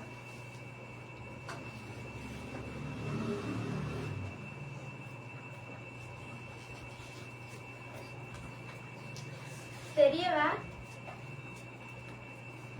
அதிகமா செல்ல போறவா செல்ல வேணாட்டி அவனோட டைம் போகுதோ நோட் பண்ணிக்கோங்க. சரி சதவீதம் என்றா வந்து பொதுவா 100க்கு பக்கம் சதவீதம் எனப்படுகிற. இதுல வந்து முன்னே தரங்கள்ல சதவீதத்துல வந்து பழைய வகுப்புகள்ல வந்து லாபம் நட்டம், லாப சதவீதம், நட்ட சதவீதம், அதே மாதிரி கழிவு, தரகு போன்றதுகள் எல்லாமே நாம பார்த்திருக்கோம். அதே மாதிரி இந்த வருஷம் சதவீதம் என்ற தலைப்புக்கு கீழே வரிகள் வட்டி அப்படின்றது நாங்க இந்த வருஷம் பார்க்கிறோம். அதே மாதிரி வரிகள் வந்து நிறைய வகைப்படுகிறது. அதுல வருமான வரி, தீர்வை வரி, பெறுமதி சேர்க்கப்பட்ட வரி, அடுத்து வந்து வட்டி வந்து எளிய வட்டி என்று வகைப்படுகிறது. அப்படியே கேள்வியை பார்ப்பேன். ஆண்டு பெருமானம் ரூபாய் 4 லட்சம் என மதிப்பிடப்பட்டுள்ள காணி ஒன்றிற்கு உள்ளூராட்சி மன்றம் இறைவரி அறவிடப்படுகின்றது. ஓராண்டிற்கான இறைவரியை காண்காண்டி கேட்டா, இன்னைக்கு இந்த பாடத்துல வந்து இறைவரியும் வருமான வரியும் தொடர்பாக தான் பார்க்க போறா. இதுல ஃபர்ஸ்டாவது இறைவரியை தான் பார்க்க போறா. இதுல வந்து ஓராண்டிற்கான இறைவரியை கேட்டா வந்து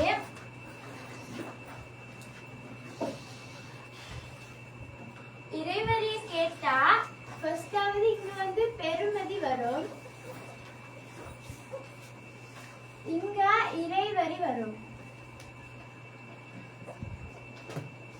இதை எப்படி போடுவேண்டா, எப்பவுமே இந்த பெறுமதி 100 ரூபாய் பொருளுடைய அந்த பெறுமதி அந்த 100 ரூபாய் பொருளுடைய ஒண்ணுக்கும் வரி அறவிடப்படுகிறது 6% என்றும், அடுத்து 4 லட்சம் பெறுமதியான ஒரு பொருளுக்கும் எவ்வளவு வரி அறவிடப்படுகிறது என்று கேட்டா இதை வந்து எப்படி பெருக்க வேணும். இங்க 100 எக்ஸல் பெருக்கினா 100 எக்ஸல் வரும்.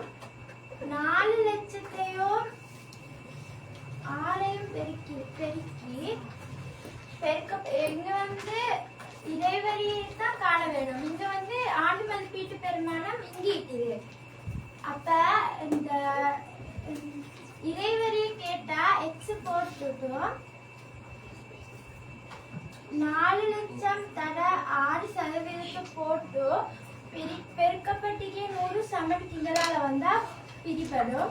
அப்ப இந்த 2 பூஜ்ஜியத்துக்கு இந்த 2 பூஜ்ஜியத்தை வெட்டி இது பெருக்க வேணும். அப்ப 6 நாலு 24 மிதுமைக்கு 3 பூஜ்ஜியமும் வரும். அப்ப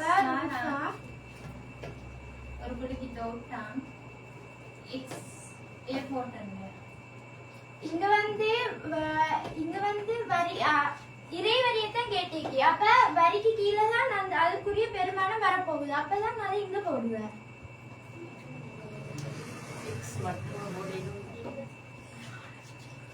எல்லாம் போடலும், எக்ஸ் போடலும், y போடலும் எல்லாம் போடலும்.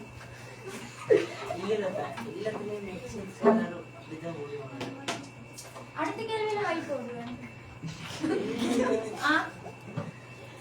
சரியா? அப்ப இங்கே வந்து ஆணிக்கான இறைவரி வந்து 4 லட்சம் ரூபாய் பெறுமதியான ஒரு காணிக்கு உள்ளூராட்சி மன்றம் வந்து 6% வந்து 24,000 வரி பெருமானமா அறிவிக்கப்படுகிறது. இது வந்து முதலாம் கேள்விக்கான விட.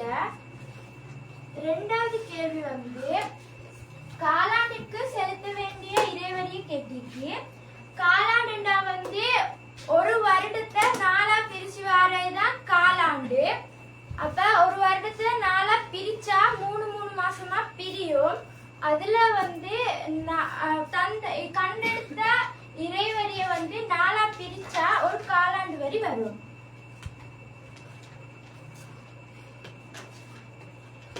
24,000 4ஆல பிரிச்சா 4 நாளுகள் ஒரு முறை, 4 24 6 முறை. அப்ப ரூபா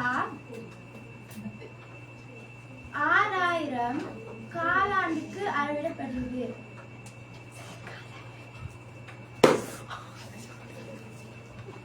டவுட் இருக்கா? டவுட்டா? சரி.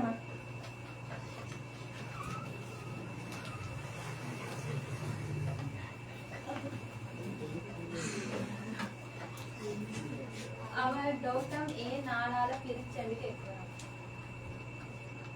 காலாண்டு தானே கேட்டீக்கி. அப்ப வந்து ஒரு வருடத்துல 12 மாசம் மீக்கி 3 மாசமா பிரிச்சாதான் காலாண்டு வரும். அப்ப வந்து 3 பிரிச்சா 4 வரும். அப்ப 4 வரும். அது சுத்தி அந்த பெருமானத்தை வந்து 4ஆல பிரிக்க அப்ப காலாண்டு வரி வரும்.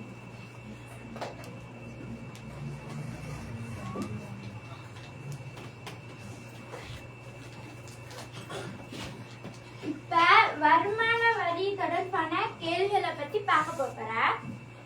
வருமான வரி என்ற போல வந்து அது வந்து ஒரு அரசாங்கத்தால வந்து அவங்க செல்லிய குறித்த அவங்க ஒரு சம்பரிக்க ஒரு தொகை ஒரு குறித்த எல்லையை தாண்ட போல வந்து அந்த அவங்க வந்து மிகுதி பணத்தை வந்து அவங்க வரியா செலுத்த வேணும்.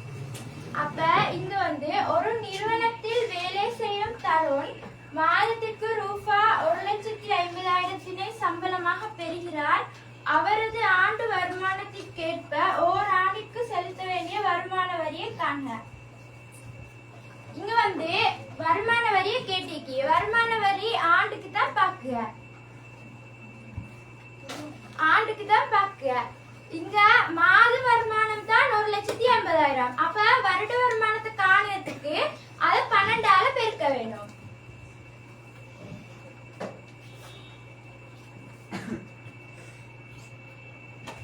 அப்ப இதுல வந்து வருட வருமானத்தை கண்டுட்டு தான் அவர்கிட்ட வருமான வரியை காண வேணும். அதுக்கு 1,50,000 12ஆல பெருக்க வேணும். 1,50,000 12ஆல பெருக்கினா ரூபா 18 லட்சம் வரும். இது அவருடைய வருட வருமானம்.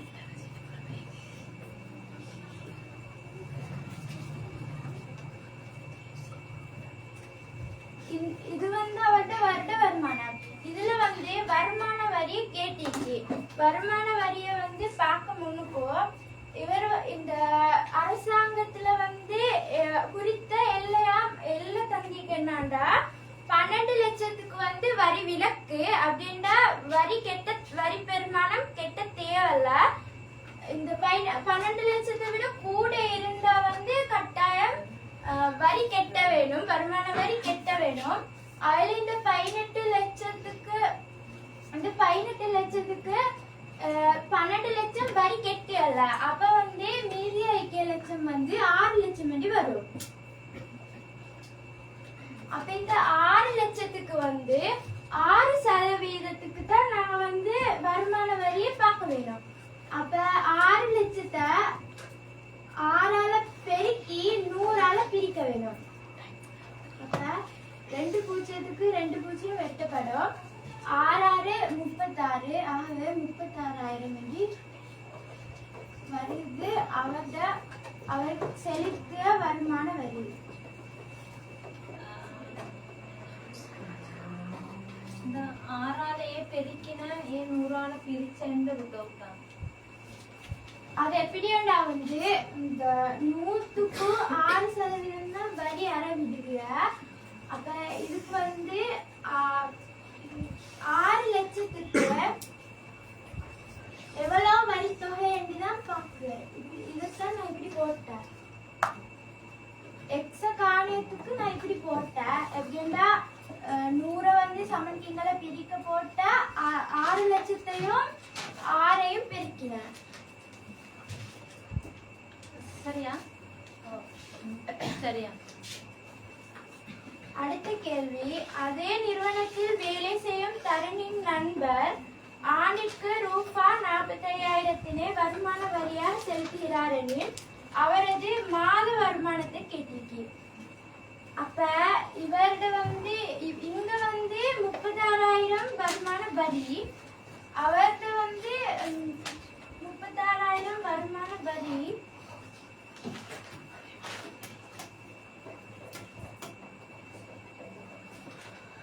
இது கேள்வி வந்து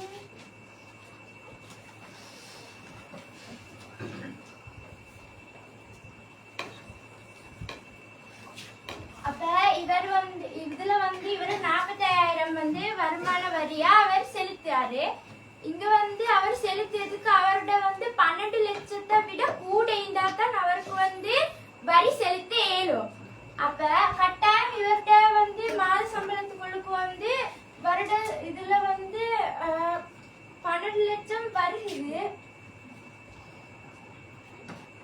100க்கு 6% வேண்டாம், 12 லட்சத்துக்கு பாக்கல, மீதி தொகைக்கு தான் பாக்குற.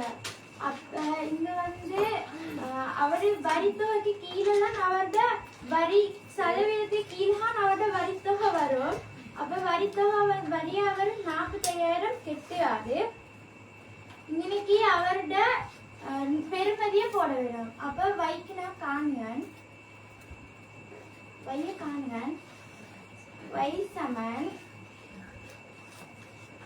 6 தர வை சமன் 100 தர 45,000. அப்ப இங்க வைய காண வேணும். அப்ப 100 தர 45,000 கீழ் 6 வரும்.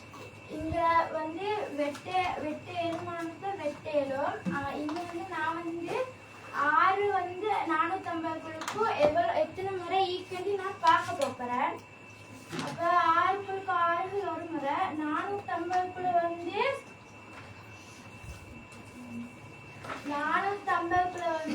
75 வரும். 75 வரும். அப்ப இது வந்து போட்டா y சமன்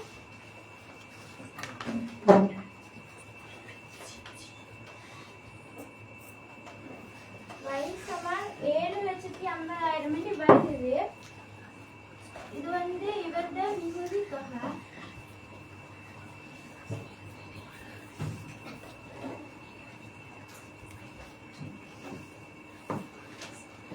இவரோட மாத வருமானம் தானே கேட்டிருந்த. அப்ப இது வந்து அவரோட மிகுதி தொகை, இவரோட வந்து மிகுதி தொகை வந்துதான் 7,50,000. அப்ப கட்டாயமா அதுல வந்து 12 12 லட்சமும் மீக்கி அப்ப 12 லட்சத்தையும்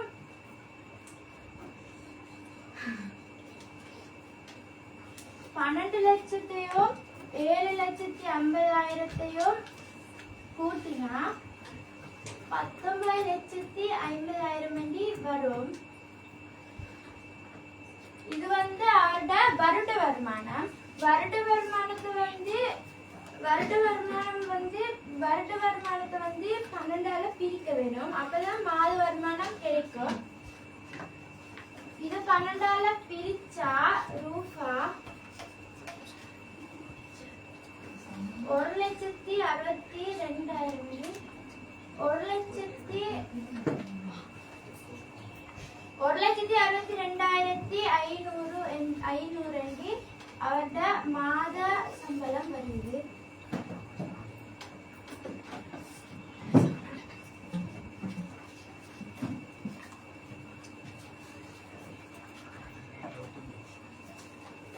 டவுட் இருக்கா? டவுட் ஆகலாமா? இல்ல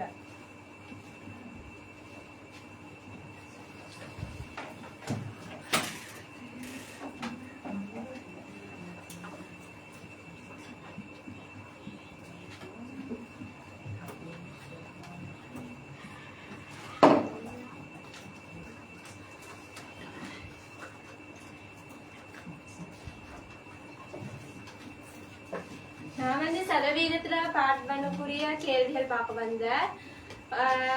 உதாரணமா ஒரு கேள்வி எடுத்தா, தொலைபேசி அழைப்புகளுக்கு பெறுமதி சேர்க்கப்பட்ட வரியாக 12% அறவிடப்படுகின்றது.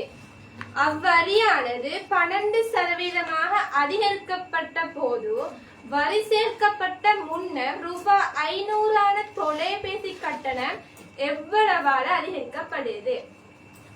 தொலைபேசியில வரிக்குரிய பெருமானம் 12% என்றாங்க. அதே மாதிரி அதோட பொருள் வரி கொடுக்க முன்னுக்கோ அந்த வரியை சேர்க்க முன்னுக்கோ அதோட பொருள் வந்து 500 ரூபாய். அந்த இந்த தொலைபேசியில எதால அதிகரிக்கப்படுதுன்னு கேட்க 100க்கு 12 அந்த தொலைபேசிக்குரிய பெருமதி கட்டணம் இங்கின வரும் 500. எங்களுக்கு வரி தான் தேவை. வரி தேவையதால நான் இங்கின எக்ஸ் என்று போடுவேன். இந்த அம்புக்குறி வந்து பெருக்கப்படும். 100 எக்ஸால பெருக்கி 500ஆல 12 பெருக்க போறேன். இந்த பெருக்கப்பட்டிக்கு 100 சமன்பாட்டுக்கு அங்கல போற நேரம் பிரிப்பட்டு போகும். இந்த 2 பூஜ்ஜியத்துக்கு மேலேக்கு இந்த 2 பூஜ்ஜியம் வெட்டிப்படும். 12 தர 5 60 ரூபா. அப்ப இவங்களோட இந்த 12% வரி கொடுத்து இந்த இதுக்கு 60 ரூபா. அடுத்தது வந்து 15% சொல்றாங்க அதிகரிக்கப்பட்டு போற. அப்ப 100க்கு 15% என்றா தொலைபேசிக்குரிய பெருமானம் 500, வரிக்குரிய பெருமானம் எத்தனை? எக்ஸ். இந்த அம்புக்குறி வந்து பெருக்கப்படும். 100 இந்த செஞ்ச மாதிரி எக்ஸோட பெருக்கி 15 500ஆல பெருக்க போறேன். பெருக்கப்பட்டிக்கு 100 சமன்பாட்டுக்கு இங்கல போற நேரம் பிரிபடும். எக்ஸ் என்றது வருமான வரி. சரியா? இந்த 2 பூஜ்ஜியத்துக்கு இந்த 2 பூஜ்ஜியம் வெட்டிப்படும். 15 தர 5 5 தர 5 25 அப்படின்னா 15 தர 5 75 ரூபா. சரியா? ஆனா கேள்வி வந்து இந்த தொலைபேசி கட்டணம் எத்தனை வரியால அதிகரிக்கப்படும்? இது ரெண்டும் தான் வரிக்குரிய பெருமானம். எத்தனையால் அதிகரிக்கப்படுகிறதா? 15% அதிகரிக்கப்பட்டுச்சு. 75 ரூபா வரிக்குரிய பெருமானத்திலிருந்து 60 ரூபா வரைக்குரிய பெருமானத்தை கழிச்சா எங்களுக்கு வரும் எத்தனையால அதிகரிக்கப்பட்டிருக்கு? 5 கூட 0 போனா 5, 7 6 போனா 15 ரூபா அதிகரிக்கப்பட்டிருக்கு வரி கட்டணமாக தொலைபேசியில. இது நர்சரிக்கு டவுட்டா?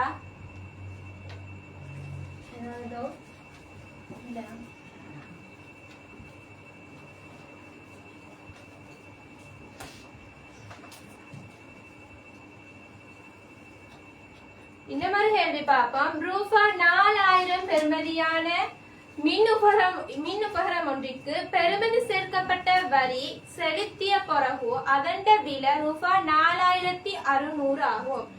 செலுத்தப்பட்ட பெறுமதி சேர்க்கப்பட்ட வரி சதவீதத்தை கேட்கிறாங்க. அந்த மின் உபகரணத்துல பொருளோட இது 100க்கு எத்தனை கட்டாயமா இங்கின சதவீதத்துக்கு தான் வரணும். எங்களுக்கு வரி சதவீதம் கேட்டிருக்காங்க. அப்ப எங்களுக்கு அது தெரியும். அப்ப தெரியாத அணியத்தை போடுவேன். போட்டுட்டு பொருளுக்குரிய மின் உபகரணத்துல விலை 4000 ரூபாய். வரியில இந்த 4600 ரூபாய் என்றது அந்த பொருளோட வரியும் சேர்ந்துக்கு. அப்ப நாங்க அந்த பொருளோட விலைய கழிச்சாதான் வரியில பெருமானம் வரும். அப்ப 4600 இருந்து நாங்க 4000 கழிக்க போறேன். பூஜ்ஜியத்துக்கு பூஜ்ஜியம் வந்து 600. 4600 இருந்து 4000 கழிக்க போறேன். கழிச்சா 600. சரியா? இது 600 என்றது வரிக்குரிய பெருமானம். அப்ப நாங்க வரி சதவீதத்துக்கு காணத்துக்கு குறுக்கு பெருக்கம் செய்ய 100 பெருக்க போறோம் 600ஆல சமன் 4000 பெருக்க போற x ஆல. பெருக்கப்பட்டிக்கு 4000 சமனுக்கு அமல வார நேரம் பிரிக்கப்படுது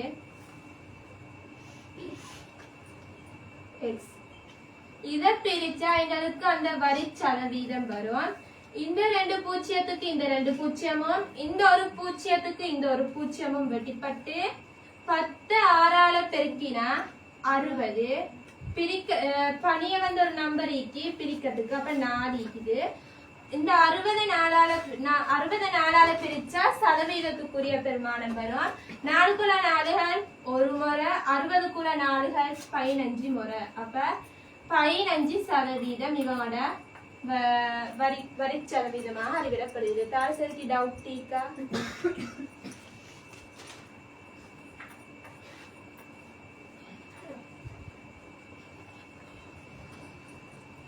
சரியா? அடுத்த இன்னொரு கேள்விக்கு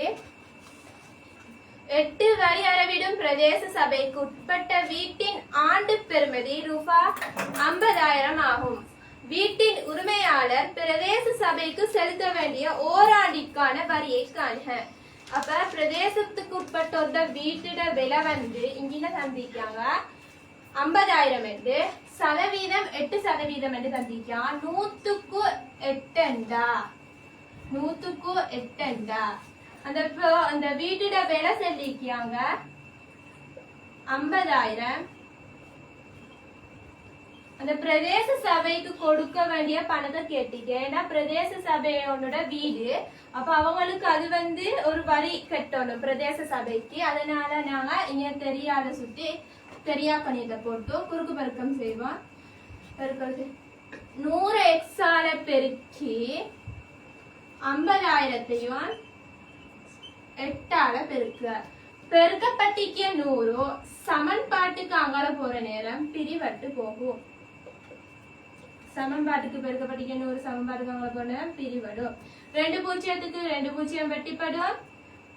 இந்த 2 பூஜ்ஜியம் மீக்கியதால 2 பூஜ்ஜியம் 8 5ஆல பெருக்கினா 40. அப்ப 4000 ரூபாய் பிரதேச சபைக்கு அவங்க வரியாக கொடுக்க வேண்டிய பணம். சரிக்கு டவுட்டா?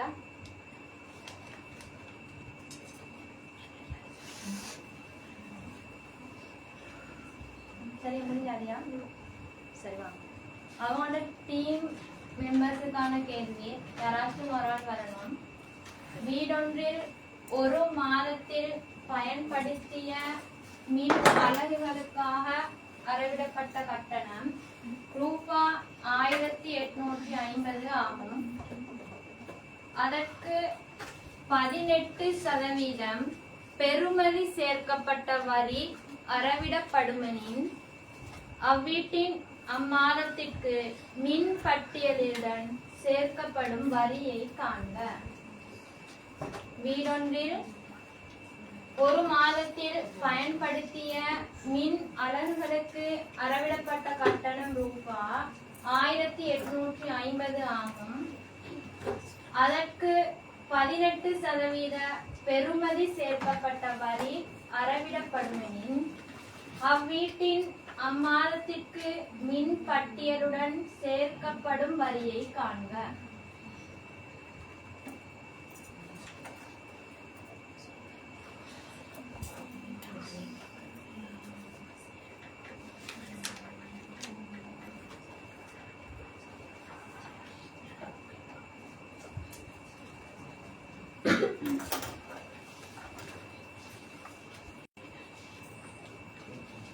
யாராச்சும் ஒரு ஆள் போகணும். திரும்ப ஒரு கேள்வி வாசிக்கணும் என்றால் சொல்லுங்க. வாசிக்க. வீடொன்றில் ஒரு மாதத்திற்கு பயன்படுத்திய மின் அலகுகளுக்கு அறவிடப்பட்ட கட்டணம் ரூபாய் 1850 ஆகும். அதற்கு 18% பெறுமதி சேர்க்கப்பட்ட வரி அறவிடப்படுமெனின் அவ்வீட்டின் அம்மாதத்திற்கு மின் பட்டியலுடன் சேர்க்கப்படும் வரியை காண்க. இந்த அணி செய்யாட்டி அடுத்த அணிக்கும் பெற்று எழுதலாம். இந்த அணி செய்யாட்டி அடுத்த அணியும் போய் செய்யலாம்.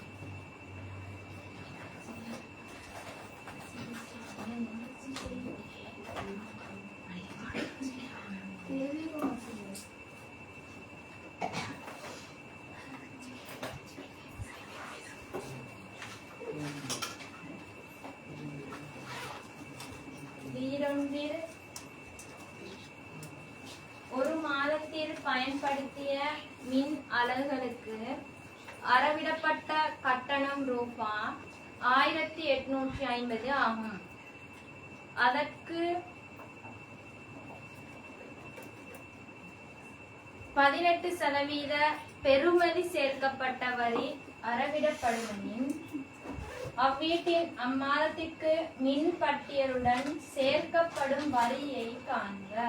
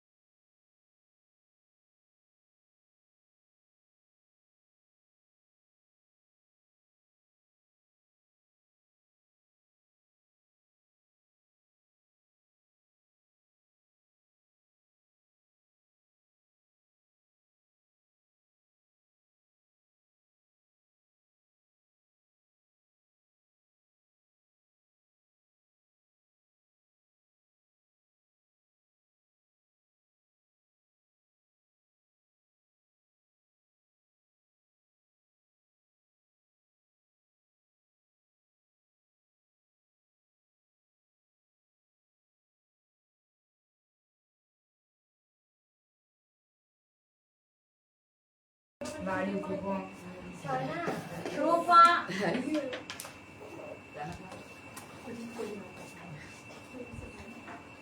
ரூபா 50,000 பெறுமதியான குளிர்சாதன பெட்டி ஒன்றை கொள்வனவு செய்யும் போதோ அதன் பெறுமதியில் 8% தீர்வையாக அறவிடப்படும் தீர்வையை காண்க. ரூபா 50,000 பெறுமதியான குளிர்சாதன பெட்டி ஒன்றை கொள்வனவு செய்யும் போதோ அதன் பெறுமதியில் 8% தீர்வையாக அறவிடப்படும் தீர்வையை காண்க.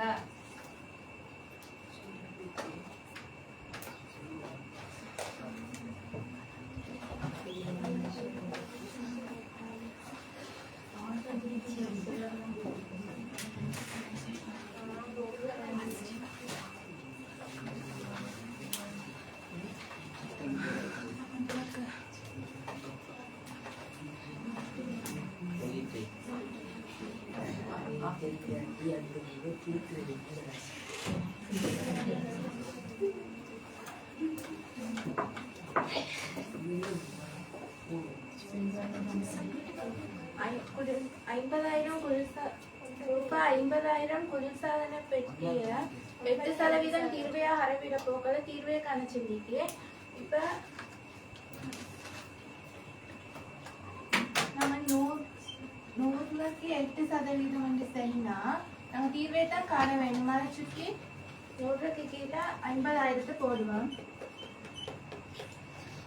போட்டு இதுக்கு எக்ஸ போட்டு குறுக்க பெருக்கம் செய்வோம். குறுக்க பெருக்கம் செஞ்சா 50,000 தர 8 கீழ் 102 வரும். அதை ஒரு சைபருக்கு ஒரு சைபர் இன்னொரு சைபருக்கு ஒரு சைபரை வெட்டி 8 40 இங்கே மிஞ்சிருக்கிய 2 சைபரை போட்டு எடுத்தா ரூபாய் விட வரும். தீர்வை கேட்டிக்கு அதை சுற்றி 4,000 ரூபாய் தீர்வையாக கருதப்படுகிறது. சரி.